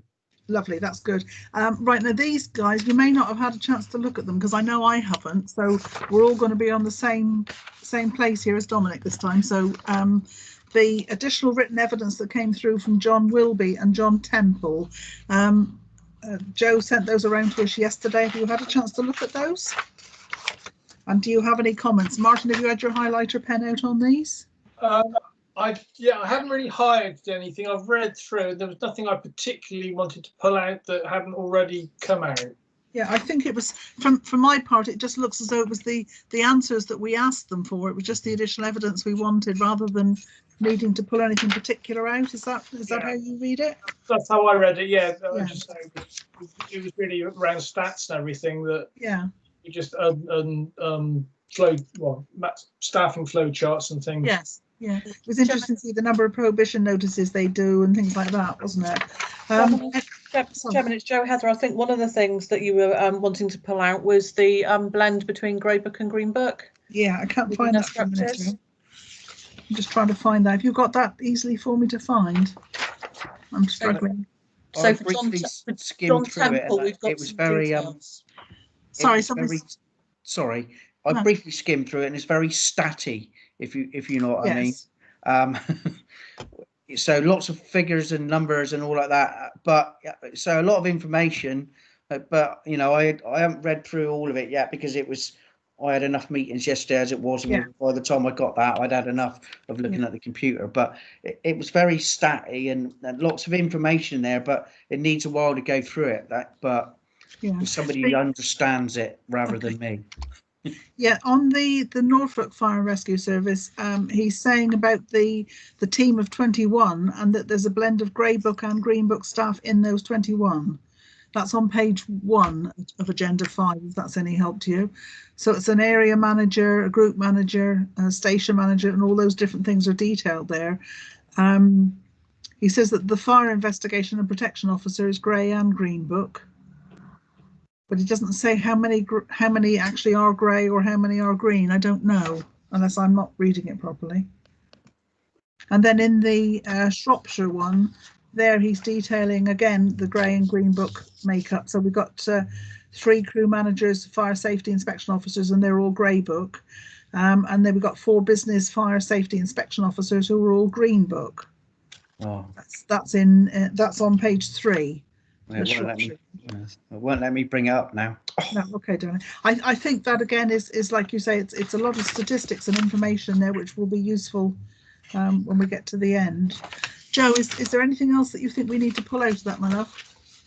No, I think that was the main thing, was just about their blend of grey and green, because that was some of the evidence and questions that you've been asking along the way. So I think, so that's fine. Right, okay, so that's, I'm going to just put my stuff away so I can sort out what I'm doing next. Right, so now we go back to the questions then, to the agenda, if I can find them. Bear with me. Right, my apologies, folks. Right, we've got Mark here with us now, Mark Hewitt. So welcome, Mark. It's lovely to have you with us this afternoon. Ready for your grilling? Good afternoon, all. Yeah, no, absolutely. Not really. It's all very friendly. Don't worry. No, I appreciate that. We've got some questions for you, please, if you don't mind. So perhaps those that aren't asking a question, if you can turn your cameras off and your microphones, that would be brilliant. The first question is from Matt, please. Okay. Right. Okay. What would you? Hi, Mark. Good afternoon. Good afternoon, Matt. Good to see you. Yeah, and I hope you're keeping well. Can you give us your view on the level of protection activities within Cornwall Fire and Rescue Service and current performance? There's a big question, first off. No, thanks, Matt. Yeah, I think I'd probably start by saying, and I guess myself and the service always wants more. So I think we're sort of an organisation that sort of pride ourselves on results and probably a degree of frustration when we know we could even be in a better place than we want. So I guess we're always sort of striving for sort of gold standard, platinum standard, when actually we've probably got to accept in some areas satisfactory is enough in some areas. So achieving that balance.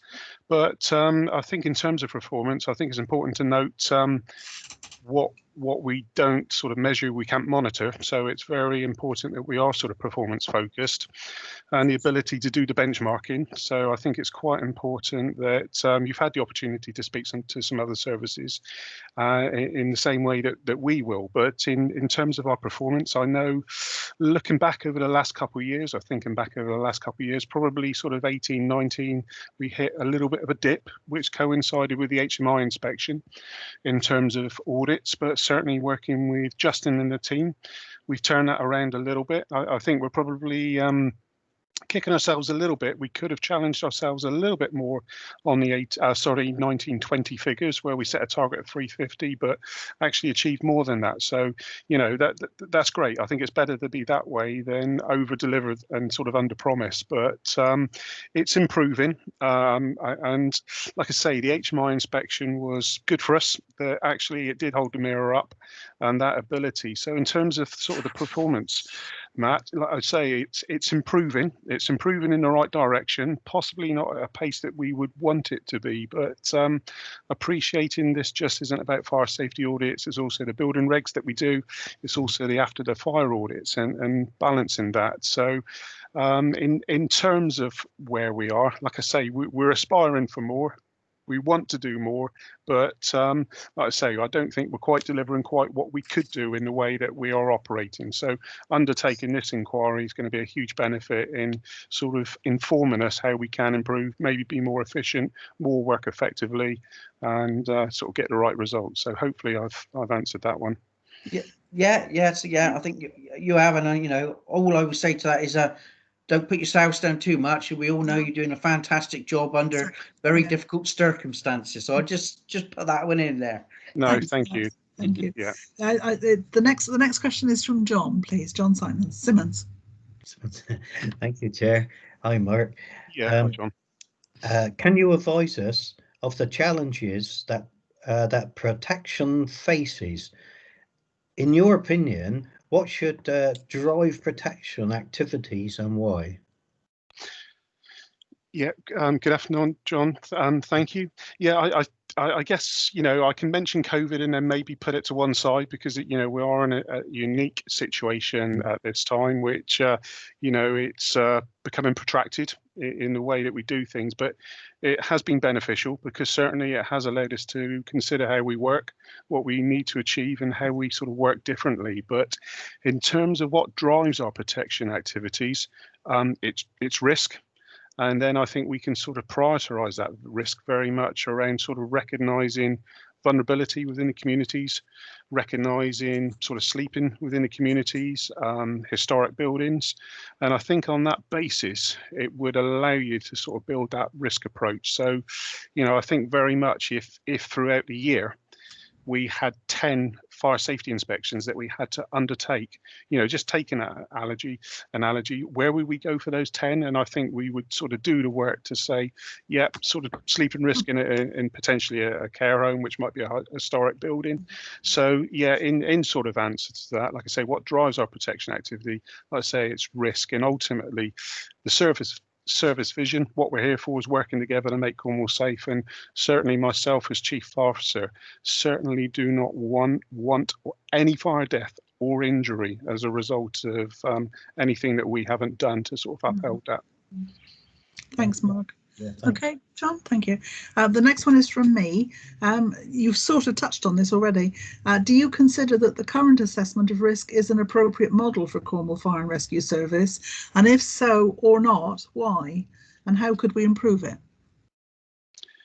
Yeah, thanks, Carolyn. And I think, you know, just working in a little bit more to the previous answer as well, which sort of aligns to this, is very much keeping up to date, being current. There are a number of sort of systems that can inform, support, take data, take intelligence, underpin it with the legislation, and admittedly sort of just going back to John's question as well, you know, again, that's a driver for us, is the legislation, and certainly learning outcomes.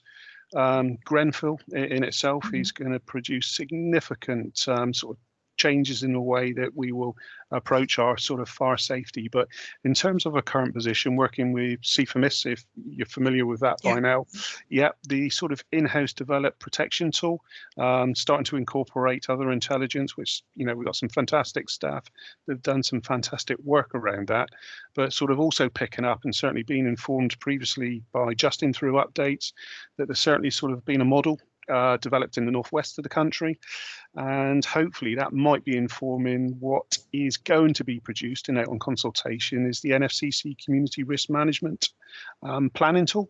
So I understand that's sort of out on consultation at the moment, but one thing that hopefully will do is achieve some consistency. So I guess the sort of the Fire and Rescue Service in many areas have had 43 different ways of doing things.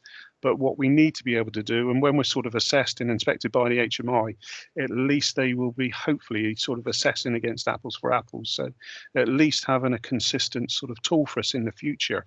And I know that's in the pipeline. So I'd like to think that that is something that we move to, because I know our own systems have been sort of very labour intensive, quite laborious, but I think sort of moving into the technical age, that is going to sort of greatly enhance how we sort of prioritise and undertake our activity. Yeah, we took evidence that that's being worked on nationally at the moment. Yeah. Okay, right. Yeah. The next question is from Martin, please. Afternoon, Mark. Afternoon, Martin. We've been advised that the percentage of Cornwall Fire and Rescue Service fire safety audits are below the national average. Do you have a view regarding why this is, and how do you propose to increase the percentage? Yeah, absolutely, Martin, and something that we've sort of been very much aware of. I think that we can pick up through our benchmarking. We are below, and I would suggest, based on ratio, that is one of the sort of reasons in terms of our resource that we have committed to it in sort of our past situation and sort of the present. So over time, we have seen, in line with sort of national figures, a 40% reduction in terms of the resource that's applied to sort of fire safety. But I think, I will, if there's the opportunity through whatever question there may be, sort of touch on it again. I strongly, firmly believe that there's also something around the sort of fire funding formula. I think that plays a part for us. I have been sort of reflecting on preparation for this interview, and one thing that's sort of obvious to me is some travel distances to reach some of our risks. Now, from an officer working in Bodmin to travel to Bude, that's an hour travel time before you start on sort of an inspection. So some things are sort of stacked up against us in terms of that perceived underperformance. But in terms of increase the percentage, what I'm really hoping for is this deep dive is going to sort of produce some outcomes that we can use. And certainly we know ourselves that we can sort of work different. I think we're sort of held back to a degree by sort of the role profiles of a firefighter.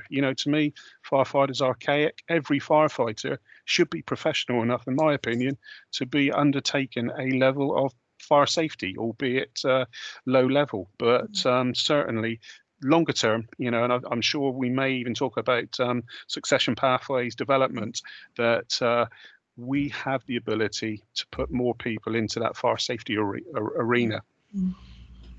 Thank you. Thanks. Next question is from Dominic, please. Thank you, Chair, and good afternoon, Mark. Afternoon, Dominic.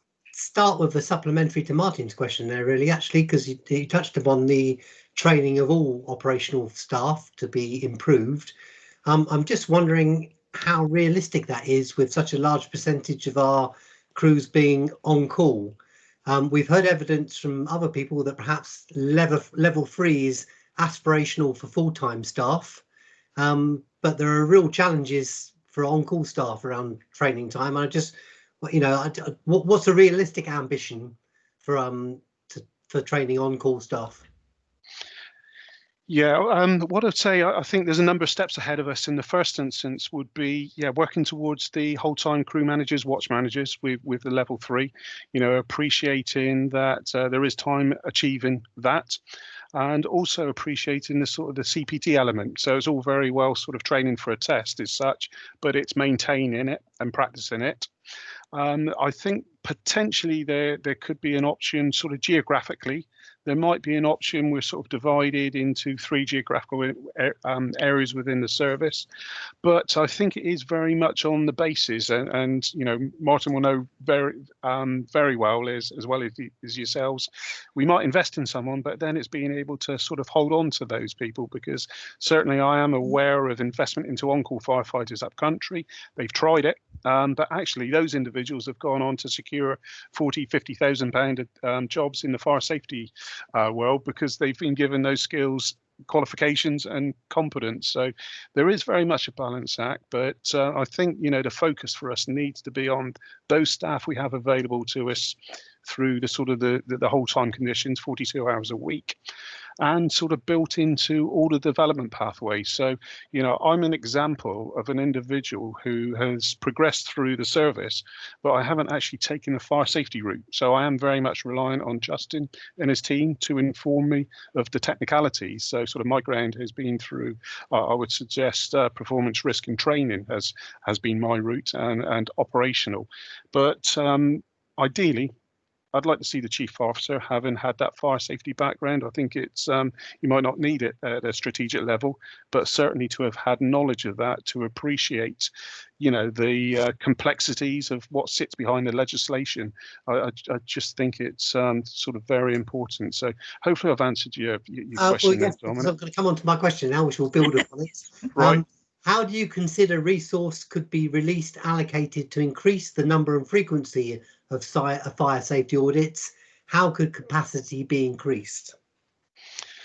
Yeah, again, without sort of repeating myself, it is very much in our whole time capacity, and I think we've got an opportunity whereby that investment, firefighters, fire officers are quite an expensive commodity in terms of sort of pay conditions and maintaining that.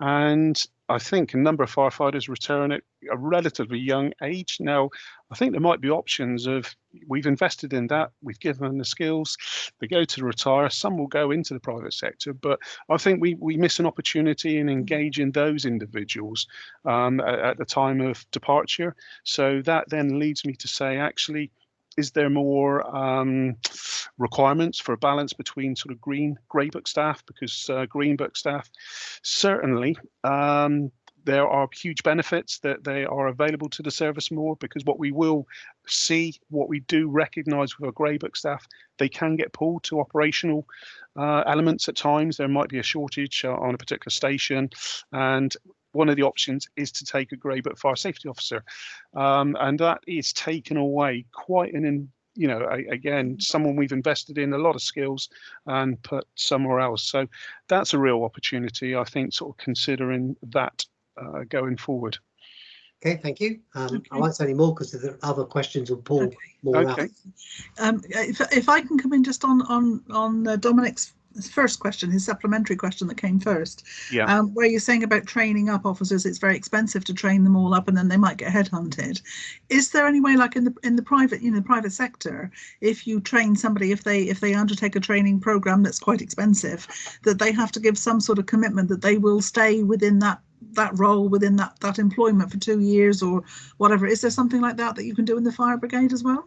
Yeah, Carolyn, we're actually just looking at that right at the moment with the Tri-Service Safety Officer. So again, that's a role within the organisation. Again, sort of linking to the last questions, that we've lost 3. So they've moved into whole-time firefighters, police. But actually, it's right at this moment we're engaging with legal and HR to say, can we build something into the base contract which gives a commitment from that individual to give some time. So I'm not quite sure where it sits legally. We will have that definition, but yes, something we've recognised, something that we would work towards. Because it's certainly out there in the private sector. I know, not me personally, my son, the firm that he worked with, that he had to give a commitment, and if he left before, I think it was 2 years, he had to pay for the course, which had been about £40,000 or something. Yeah. Right. So thank you for that. I'm glad that's in hand. No, that's okay. And just a note, I think that happens. Yeah, sorry, I was just going to say, I think that happens for the paramedics as well, actually. So it is there. It's just, again, whether the councils are going to be brave and bold enough to do it. Yeah. I mean, the same could apply, I suppose, for retiring officers, maybe to find a way that they could stay on longer if they wanted to. Yeah. Right. Matt is the next question, please. Sorry, Matt, I'm waffling there. Okay, I'll turn myself on again. We have heard from other witnesses that a blend of grey and green book staff in relation to fire safety activities is beneficial. What are your views on that, Mark? Yeah, and again, I might have touched a little bit on it in terms of Dominic's, but no, absolutely. I do think it's important. I think initially, when we had Green Book fire safety officers, it was almost seemed like a sort of almost a second-class service, but that's certainly not the case. And I think our experience is showing us now that there's certainly more consistency from using sort of Green Book staff in terms of that's their piece of work. They won't be pulled off to ride or to sit on a fire appliance or make up a crew. So there certainly is a balance there. I know previously there's been a sort of a pay difference, but actually when you look at the roles, the Green Book staff isn't that much, you're not making that much of a saving on a grey book, but certainly what you are doing is having a resource that's going to be committed to fire safety. I mean, conversely, if I sort of sat with my operational head on, I would think, well, I'd want them grey book because we've got some resilience to pull some staff across if ever, a pandemic comes along and we're short of staff. Yeah. So it's, it's a little bit of 6 of one, half of the dozen the other. But I think the trick in it is sort of understanding our demand. It's very much understanding our demand. We talk about the 1500, 1600 high risk premises. We really know how long that should take to at least undertake the appropriate audits for those and sort of work it back from there. So, you know, certainly benefits. And I guess the other thing that what just alluded to as well, a grey book condition staff could be retiring at 50, whereas a green book, you could be getting a lot more years out of that individual as well. So return on investment as well. That's probably something we don't sort of challenge and quiz ourselves on, actually, is that return on investment on staff. And I suppose to a certain point, there's a more job security in that role than there possibly the other your fire service role as such. Absolutely, that is the case. Yeah. Okay. All right. Lovely. Thank you. Thanks, Matt. The next question is from John, please. John Simmons. Thanks, Chair. This is rather a long one. Okay. We have received evidence from Norfolk Fire and Rescue Service, which forms part of the local authority, and from Shropshire Fire and Rescue Service, which does not, where both have received a substantial increase to their baseline budgets for protection. We have also heard from a number of witnesses that more could be achieved here with additional resource. What can be done to address Cornwall Fire Rescue Services funding and resources issues?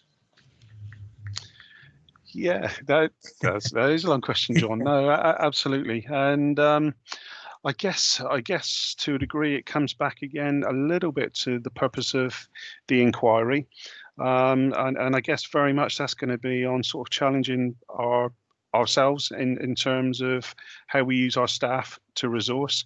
But I guess part of this as well, and I guess a little bit of a reality to myself in the interim role of the sort of chief officer in terms of how we work with yourselves, being sort of the neighbourhoods overview and scrutiny committee, and actually how many, you know, on reflection, and I'm sort of responsible and hold my hands up to this, on reflection, how many times have we sort of presented and brought something forward almost for a NOSC involvement and decision on it. So I think sort of going forward, you know, we continue to have sort of service savings.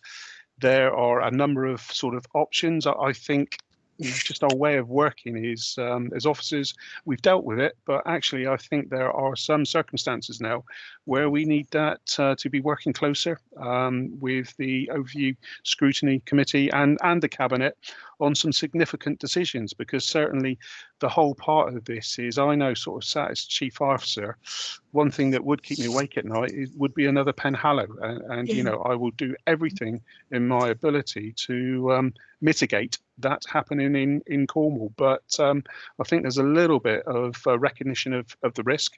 We will try and keep it low risk, but like I say, you know, the purpose of this really is to identify, this is the risk, this is a resource, are we happy to carry that risk?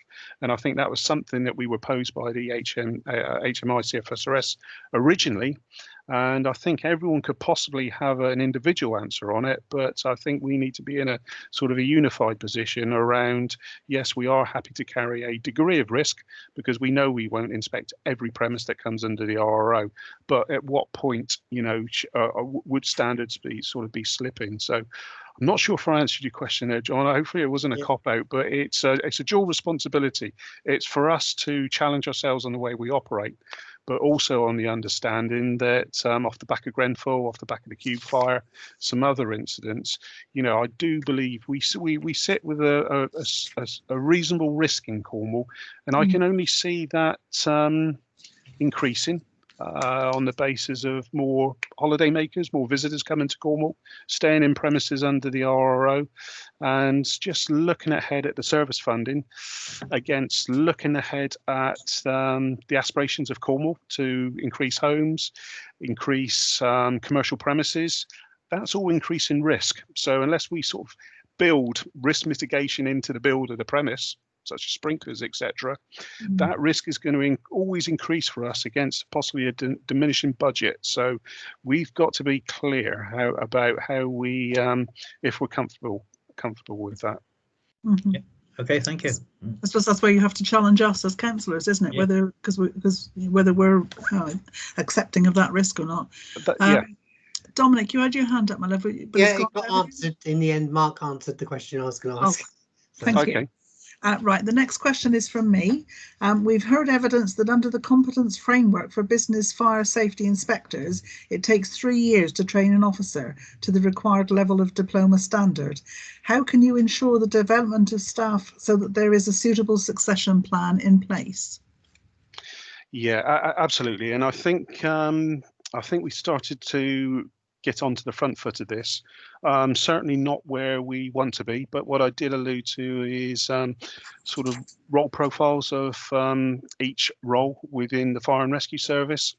And I think very much it goes back to the recruitment of firefighters, that it's not just operational based. If you look at our strap line, it's very much around protection, prevention, and if that fails, then it's response.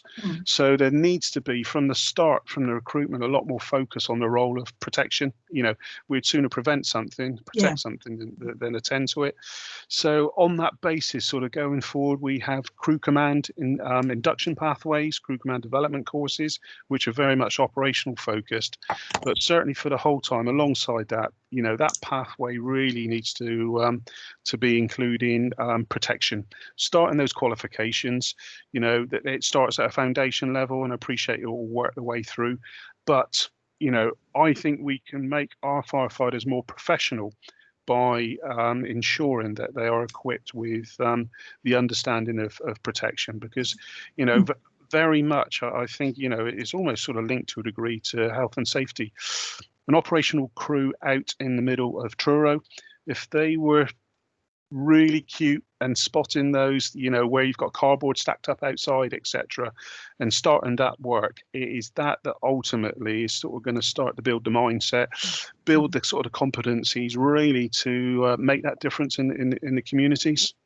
See where the dangers are, really, I suppose, isn't it? Yeah, absolutely. And I'm not saying that they don't at the moment, no, but sort of firefighters are very much around operationally responding. But actually, their mindset needs to be well before that, around the sort of the protection. Yeah. Would this be another case to aid this that we were talking about just now, about having something in place? I know you said you're working on it to retain, to get commitment that they stay, once they've had this training, that they actually stay in post for a required amount of time, whatever it's considered appropriate. Yeah, absolutely. I think if we've got the sort of the role profile and the description of what we want sort of confirmed, I do think it's an option. You know, what I'm saying is we couldn't train every on-call firefighter. Not every on-call firefighter would be interested at all. But absolutely, I would say across the geographical area of Cornwall, the 3 commands, it might be for each command, there might be an opportunity of 2 or 3 per command that we invest in. You know, it might be that we have to make a saving somewhere else to put that in place. But like I say, but you need the commitment that they'll stay if you do that. You need the commitment that they'll stay, absolutely. And you know, some on-call people, you know, they might jump about as well between jobs, and that's one of the challenges of keeping them, sort of retaining them for the on-call duty anyway. So but like I say, that goes back to the recruitment process and selecting the right individuals for it. But you know, certainly if I was to draw on some skills such as someone who might work in a drawing office doing plans, I would say that individual would be great. But maybe someone who's a lifeguard, you know, and I don't want to sort of discriminate, but certainly you know, there will be some indicators that some staff would be very committed and do a very good job. Yeah, thank you. Dominic, you had a supplementary left, please? Yeah, please. So in your professional opinion, do you believe that the current balance between on-call and whole-time firefighters has an impact on our risk-based, you know, our fire safety inspections and our protection activities? Yeah, and I'll probably use a little bit of an analogy here, Dominic. I'm just careful how I put this across, but just on the basis that we have whole-time firefighters contracted to be 42-hour contracted firefighters, our on-call are basically 2 hours. I almost view it that our whole-time resource could be regarded as a Rolls Royce. And dare I say it, our on-call, just on the hours available, is almost a Mini. Now, there might be something around trading both in for sort of 2 medium-term or medium-scaled vehicles using that approach, but that's something that we'll certainly have to work through. But it's all very much got to be balanced by maintaining the availability of the fire stations, absolutely. But we could have options there with the right contracts, with the right recruitment, and the right support packages to ensure that the competence is there. Because, you know, one thing we wouldn't be in a position of is recruiting, training, and losing that individual, which, you know, to a degree, other fire and rescue services have experienced that. Okay, thank you. Thank you. Matt, you put your camera on. Did you have a question, love? No, I've got a question coming up, haven't I? Sorry. Yeah, not yet for you. Yeah. The next question's from Martin, please. Oh, and I'm ahead of myself. I looked at Martin and saw Matt. Sorry.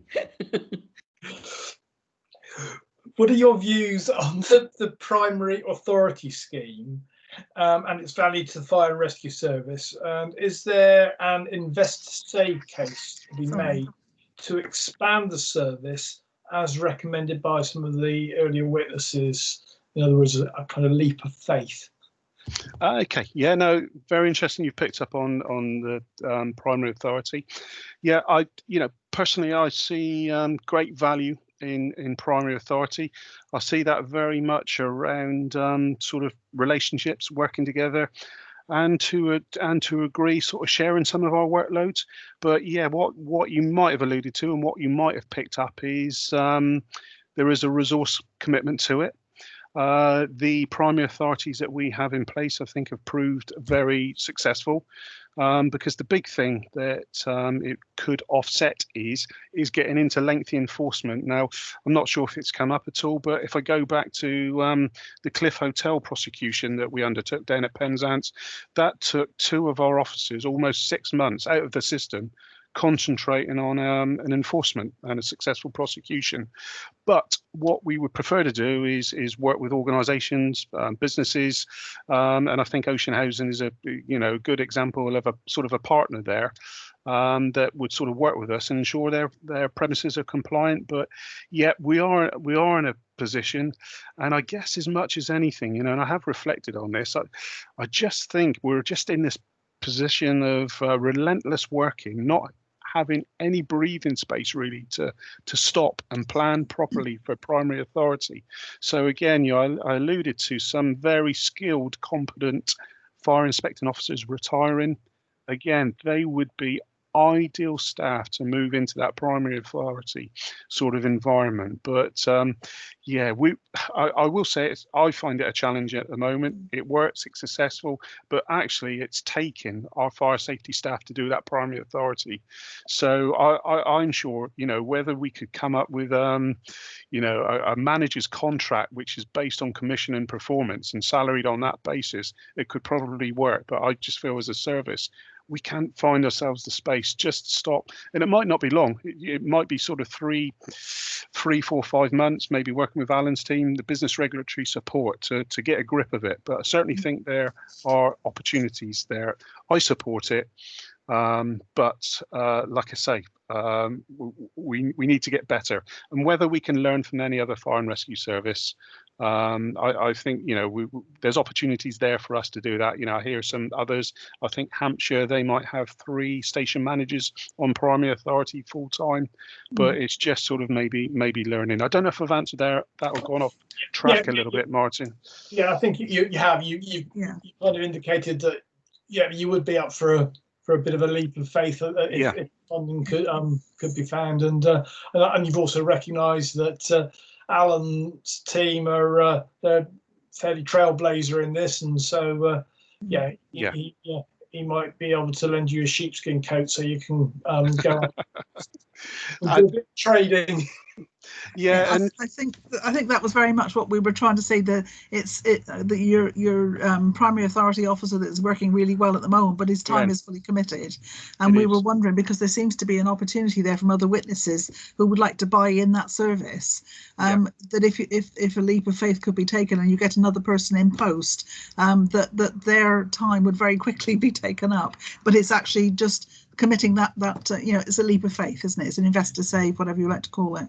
It is, and to a degree, I guess we've if we had someone possibly a little bit more with a business acumen. I guess one thing that we're as a service, we are, I'll go as far as saying weaken is having that sort of business acumen. We've all come up generally through the ranks as operational sort of firefighters, and I guess it's understanding, where there's opportunities of working with Cornwall Commerce Chamber, but I guess I see it as a little bit of a luxury as well, where we are economically. Off the back of COVID, would it be the first thing that gets dropped by organisations because it's not statutory or mandatory? It's a nice to do, but it's a sort of way of earning money is what we were thinking to help. They would soon pay for themselves and maybe give you a bit of extra. Oh, absolutely, certainly income generation at the least. Dominic, you've indicated, love, that you want to ask a supplementary. Yeah, and it's just about that specific point, because we've heard some interesting evidence. I think it was from Mark from the National Fire Chiefs Council around this. So, if someone were to wave a magic wand and you had extra resource, but some of the justification for that resource was expanding the primary authority role, and then you found that actually what that person was doing was inspecting non-risky premises. Do you see that as being a downside, or you potentially be no better off than you were in the first place? Yeah, I think we'll always be better off because there will be more compliance, and that's very much what it is about, is increasing compliance. But I think, interestingly, Dominic, your questions just sort of triggered another point as well, that in sort of if you were to go out seeking primary authority, those who are engaging are probably responsible businesses anyway. And I think what that might enable you to do is look to those who aren't responding to you and sort of ducking, because they might have sort of something to hide as well. And then actually, by default, they're the ones that actually we might want to target for fire safety audits. But no, there's a good prompt to that. Thank you. Okay, thank you for that. And Dominic, it is your question next, my love, please. Thank you. So we have heard evidence that investment in IT, both hardware and software, is required to improve the understanding of risk and enable more efficient working. What are your views? Are there any barriers? Is this another invest to save opportunity? No, it most definitely is in terms of us working efficiently and effectively. I think, again, why we are doing this inquiry goes back to our HMI inspection in July 18. That's sort of 18 months ago. And I will say, as a council, we have been fortunate. I think the Fire and Rescue Service has been prioritised at the moment over some other services, and we are seeing some great improvement. We're not there yet, but certainly we are starting to see the investment in sort of tablets. So even a tablet for an inspecting officer to go out, do the inspection, is going to mitigate and take away all of that manual paperwork.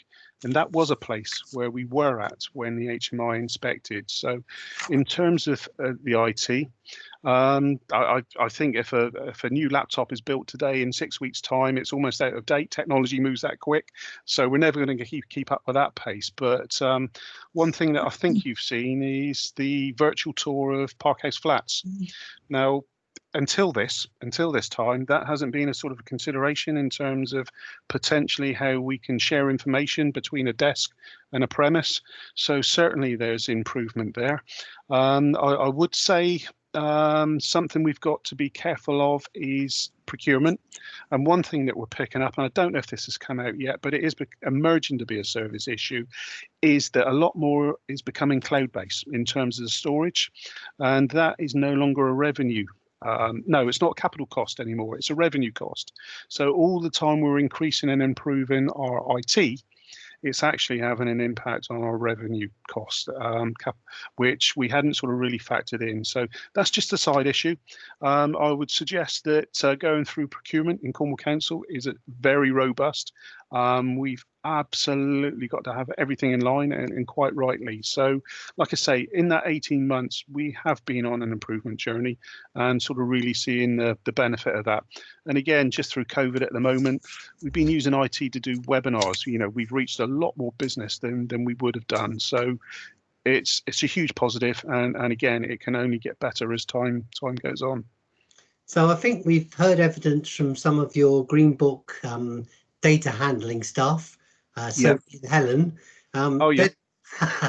They would definitely like a new laptop, even if it was out of date in 6 weeks' time, because they are struggling with some. And one of the issues that's popped up again and again is sort of data sharing and databases. Yeah. And you know, how big they've become, how unwieldy, and whether there are improvements that. So, do you see as data sharing, data alignment? Do you see that as a barrier to more efficient working? I guess it has been, and there's a little bit of, I guess, you know, we don't always know what Alan's got in his world. There's probably duplication of databases around commercial premises. So ultimately, to have sort of one database for the council for all its services has got to put us in a better place in terms of sharing information.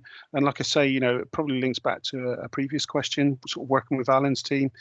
They have people on the ground out and about doing food and hygiene inspections. There would be opportunities to pass through. If there's a closed business, they close it on their system, but actually it comes through to ours, and there is a significant disjoint in that in terms of system. So yes, a lot wider, one for the council, that, but certainly again would make many services more efficient. But what we'd like to do is identify those savings, and that's one thing that we're not also very good at, but I guess that's a whole nother area in terms of that. Okay, thank you very much. Okay, yeah, building on that, really, we took evidence from Helen and her colleagues that they're spending an awful lot of time in sort of getting these unwieldy databases and manually doing it and bringing them down. So they're I mean, the staff are an expensive commodity, whereas if a computer will do it, that would be good. We had evidence this afternoon from Glenn Kaplan Gray, who is the chief executive of the LEP. And at one stage, a few years back, he had a secondment to the university, so he's got a lot of contacts still there at the universities. And we asked him this afternoon if he would be prepared to assist in liaising, introducing, whatever you like to call it, facilitating. And he said yes, he would be. That maybe the academic world could work with your officers to find a solution to this. You know, to actually, I believe that Exeter University are very good at the really big computers. Data holding stuff, and sorry, I'm not technical person, Mark, I'm sorry. No, and that's fine. The Falmouth University are really good at a different version of it. But do you think that would be good for you to work with Glenn, maybe to utilize his contacts to see if there was something there that could be beneficial to release some of the staff time? It does. Sounds very fruitful, and I know Justin's sort of been sat on the meetings as well. So certainly off the back of this, I'll pick up with Justin as well. And you might have tapped into something very, very useful for us. Thank you. Yeah, thank you. A bit of signposting there, maybe. Yeah. Right, now it is Matt. Where are you? You've gone again. Matt, are you there with us? He's off the screen, isn't he? Yeah, I can't see him for the minute. He's having problems with his IT. I'll give you one last call. Matt, are you there with us? Okay, I'll read out Matt's question then. Are there more opportunities for the protection team to work with others to share resources through training and learning to release protection capacity to undertake more fire safety activity? In other words, you're training Alan's team to look out for things rather than your officers having to necessarily go out, that sort of collaboration.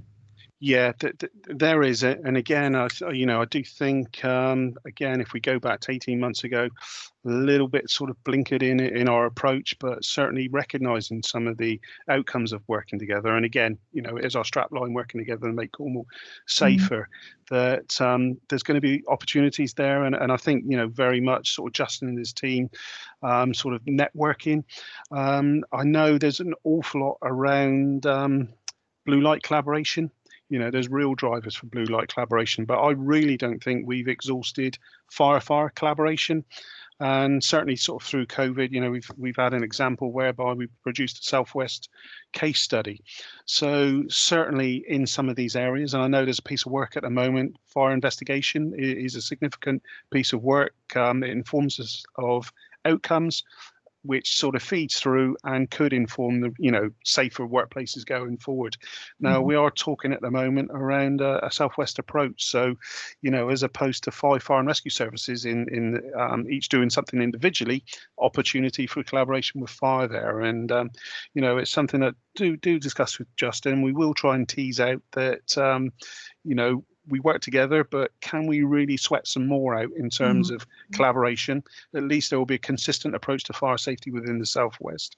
So that's certainly one approach there. And, you know, I don't know how much private sector housing has sort of come up in terms of the conversation. But again, certainly having sort of partnerships, MOUs with housing companies, etc., could really take quite a bit of work away from us if there is the ability for them to take and ensure their sort of responsibility and ownership of fire safety, because ultimately they are the responsible person. We are the enforcement. But certainly, you know, through that, maybe not as far as primary authority, but at least working together, raising awareness.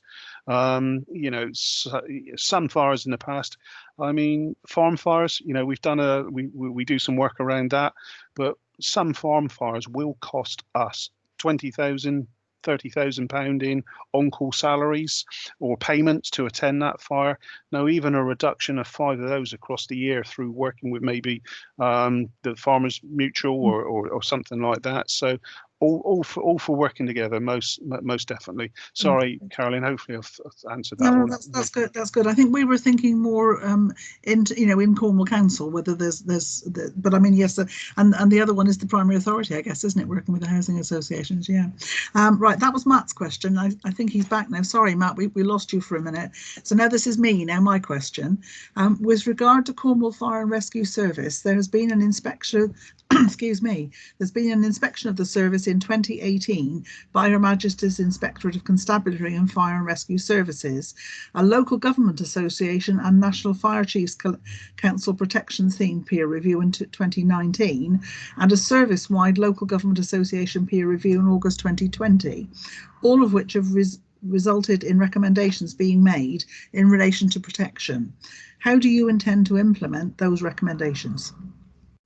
No, absolutely. And like I say, yeah, no, you know, again, as a service, I sort of made reference to it. You know, we are a learning service. We do have sort of limited resource. We have had, for one reason or another, more inspections than any other fire and rescue service, certainly through the LGA, the HMI. So, yeah, we've had a number of inspections, and I guess you know, probably there's going to be a little bit of a conversation between myself, Sophie, sort of going forward, that we need time to implement and embed some of these, because it's very easy to have a quick meeting, cross it off, move on, and it not actually be embedded. So certainly one thing that we have introduced within the service within the last 12 months within my tenure is a quality assurance board for us. And again, I think there is value in us bringing forward an update to NOSC in terms of what's being brought forward. How have we implemented it? How have we tested that it's embedded? So I think that's something for a future NOSC agenda.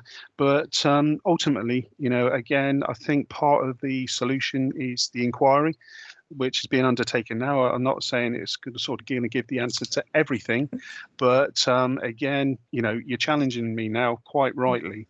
And hopefully, you know, that will start to sort of prioritize those things. Some things are going to be easier to achieve than others. And like I say, we are working to the pace of IS within the council in terms of the technology. But that's really as a result of myself taking the item to TTT assurance, sort of banging the table in front of Kate making it happen over in CAS, and, you know, and so it goes on. But yes, no, sort of thankful that you recognise all of those reviews.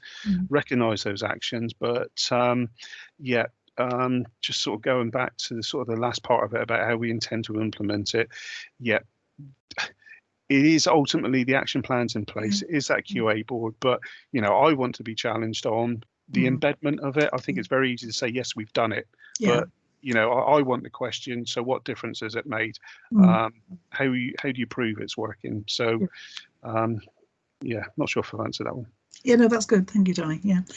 Next question is from John, please. John Simmons. Thank you, Chair.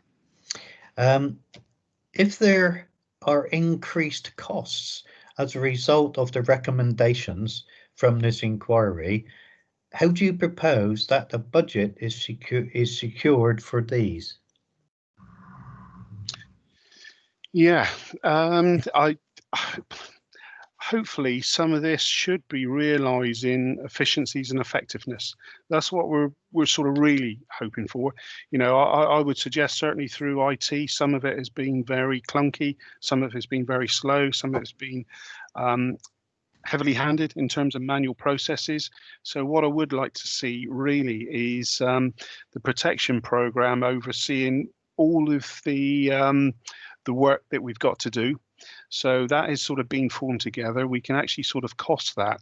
So I would suggest there's going to be a balance. We will be working more efficient and effective in some areas, which is going to realise some savings. I'm not sure if you've picked up, but recently we've had a sort of a 12 months grant funding specifically for protection off the back of Grenfell. Yeah. So that has come from direct from the Home Office.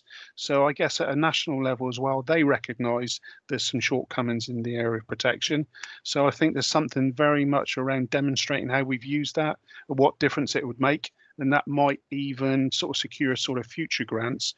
And what I would say, if we find anything significant enough, at the end of this inquiry, if we recognise that the risk is too much, or we're carrying too much risk, then what I would be sort of proposing that in future budget setting processes, we would be putting forward a specific bid for this. And you know, it is possible. Unfortunately, for next year, we had an additional 6 whole-time firefighter posts put into the budget, but that has been removed to offset some of our MTFP. So we can look ahead. We do work with a medium-term financial plan, and through the planning, and I think, you know, we may find ourselves having a little bit of a battle with adults or children's, but you know, it's an important area. And with Cornwall growing, with more people coming to Cornwall, you know, it might be we determine there is that increase in need. So it's two-way. It's very much for us to realise those efficiencies, effectiveness, to generate some savings, but actually there might be an ask that goes forward to full cabinet. Thank you. Anything else, John? No, that's lovely. Thanks. Thank you. Dominic, you wanted a supplementary? Yeah, I was just curious. I think we heard from Shropshire how they were going to use their Home Office grant. Have you decided what you're going to do with yours? Yep. Again, sort of led through Justin's team. We've got an investment in training, so we very much talked about this a little bit of a gap at the moment, whereby we can have more officers trained, so an investment in that. We are going to invest in a piece of equipment around some smoke hoods, which is sort of a key finding from Grenfell.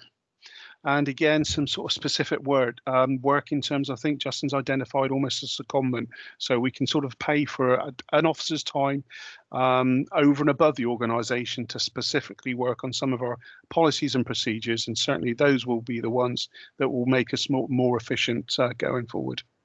Okay, thank you. Brilliant. Thank you, Mark. Right, the final question is from Martin, please. Hi, Mark, and this is the one that you had advance notice of anyway, so hopefully you'll have it straight off. Okay. But if you could put forward 3 or 4 recommendations to the inquiry, what would they be, and importantly, why? No, thank you, Mark. No, I think this goes alongside a piece of work that I'm doing at the moment. I did a briefing paper for the leader this week. He is meeting with the MPs. The MPs want to touch on a letter that they've received from the Fire Brigades Union, the rep bodies, in terms of concerns for the funding of the fire and rescue service generally. But in my position, what I've tried to do is support the leader and the council in terms of how the fire funding grant works, because I do firmly believe it's an unfair grant. It's based very much on our sort of resident population, 560,000. But if you take the population of Cornwall in August, you know, well in excess of 1 million, if not pushing 1.5 million. And then those individuals are actually staying in premises which are come under the RO, which we've got a duty to inspect and ensure compliance. So for me, I think that is a recommendation that the fire funding formula is sort of challenged to reflect it. What I would also sort of put forward is the sort of the drive, the campaign for sprinklers. I don't think I've had a real opportunity to sort of make reference to that through some of my questions. But what that does is it makes buildings safer. Now, in doing that, it will bring them out of that high risk category. So whether it's sprinklers, whether it's misting systems, I think really we've got a real opportunity. We've got all the development going up in at 3 Milestone. Let's make the built environment safer by the installation of these systems. And certainly if they're put in at the build phase, they are significantly cheaper than doing it retrospectively. So certainly, to me, it's about risk. Fire safety is risk mitigation, and what we want to do is mitigate the risk. And in effect, if there is a fire, there still might be a fire, is going to be minimised. So that would be a huge benefit for us. I know Justin's on the line now. I actually sort of woke in the night thinking about this one, so I don't know if it's doable or not. I haven't spoke to Justin, but I did have a thought around the responsibility of the responsible person of the building, whether it's the building owner, whether it's a company. And we don't do it, and like I said, I've only just thought of it, but whether there's an opportunity to almost have an annual declaration of compliance against the RRO from that responsible person that's submitted. And I think if we're moving into a more electronic arena where it might be an online line, I just think, I do think sometimes with businesses, responsible people, they really don't understand their obligation to comply to the RRO.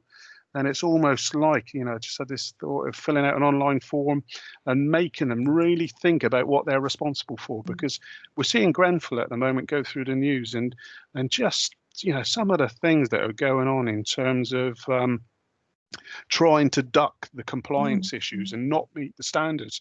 And even that in itself, would that raise the level of fire safety in our public buildings, our non-domestic buildings across Cornwall? So, like I say, bit of a new concept there. I don't think we do it. Could we do it? And would that assist us? And again, it's those very much that are going to comply, submit, probably have got good housekeeping measures. Those who aren't going to reply to it, why aren't they? And I'm sure if we visited, there's probably a settling in the back room and non-marked and non-compliant. So there would certainly be something there. And, again, in terms of a recommendation, off the back of this inquiry, I'd like to, just take that assurance around who are our key players in terms of stakeholders, who we could be working with. Are we missing anyone significant? I'd like to think not, but it might be that you've identified a certain partner or service within Cornwall that's sort of really going to revolutionise how we approach our business.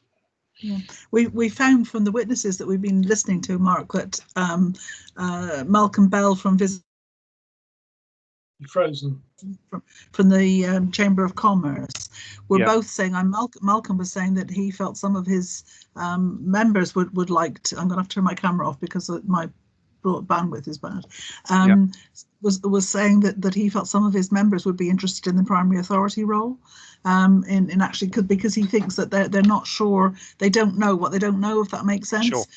So I think that annual declaration could well be a way forward, because then at least they would be signing and they think, oh gosh, I don't know what that means, I'll find out about it. So it could well be something that could be taken forward.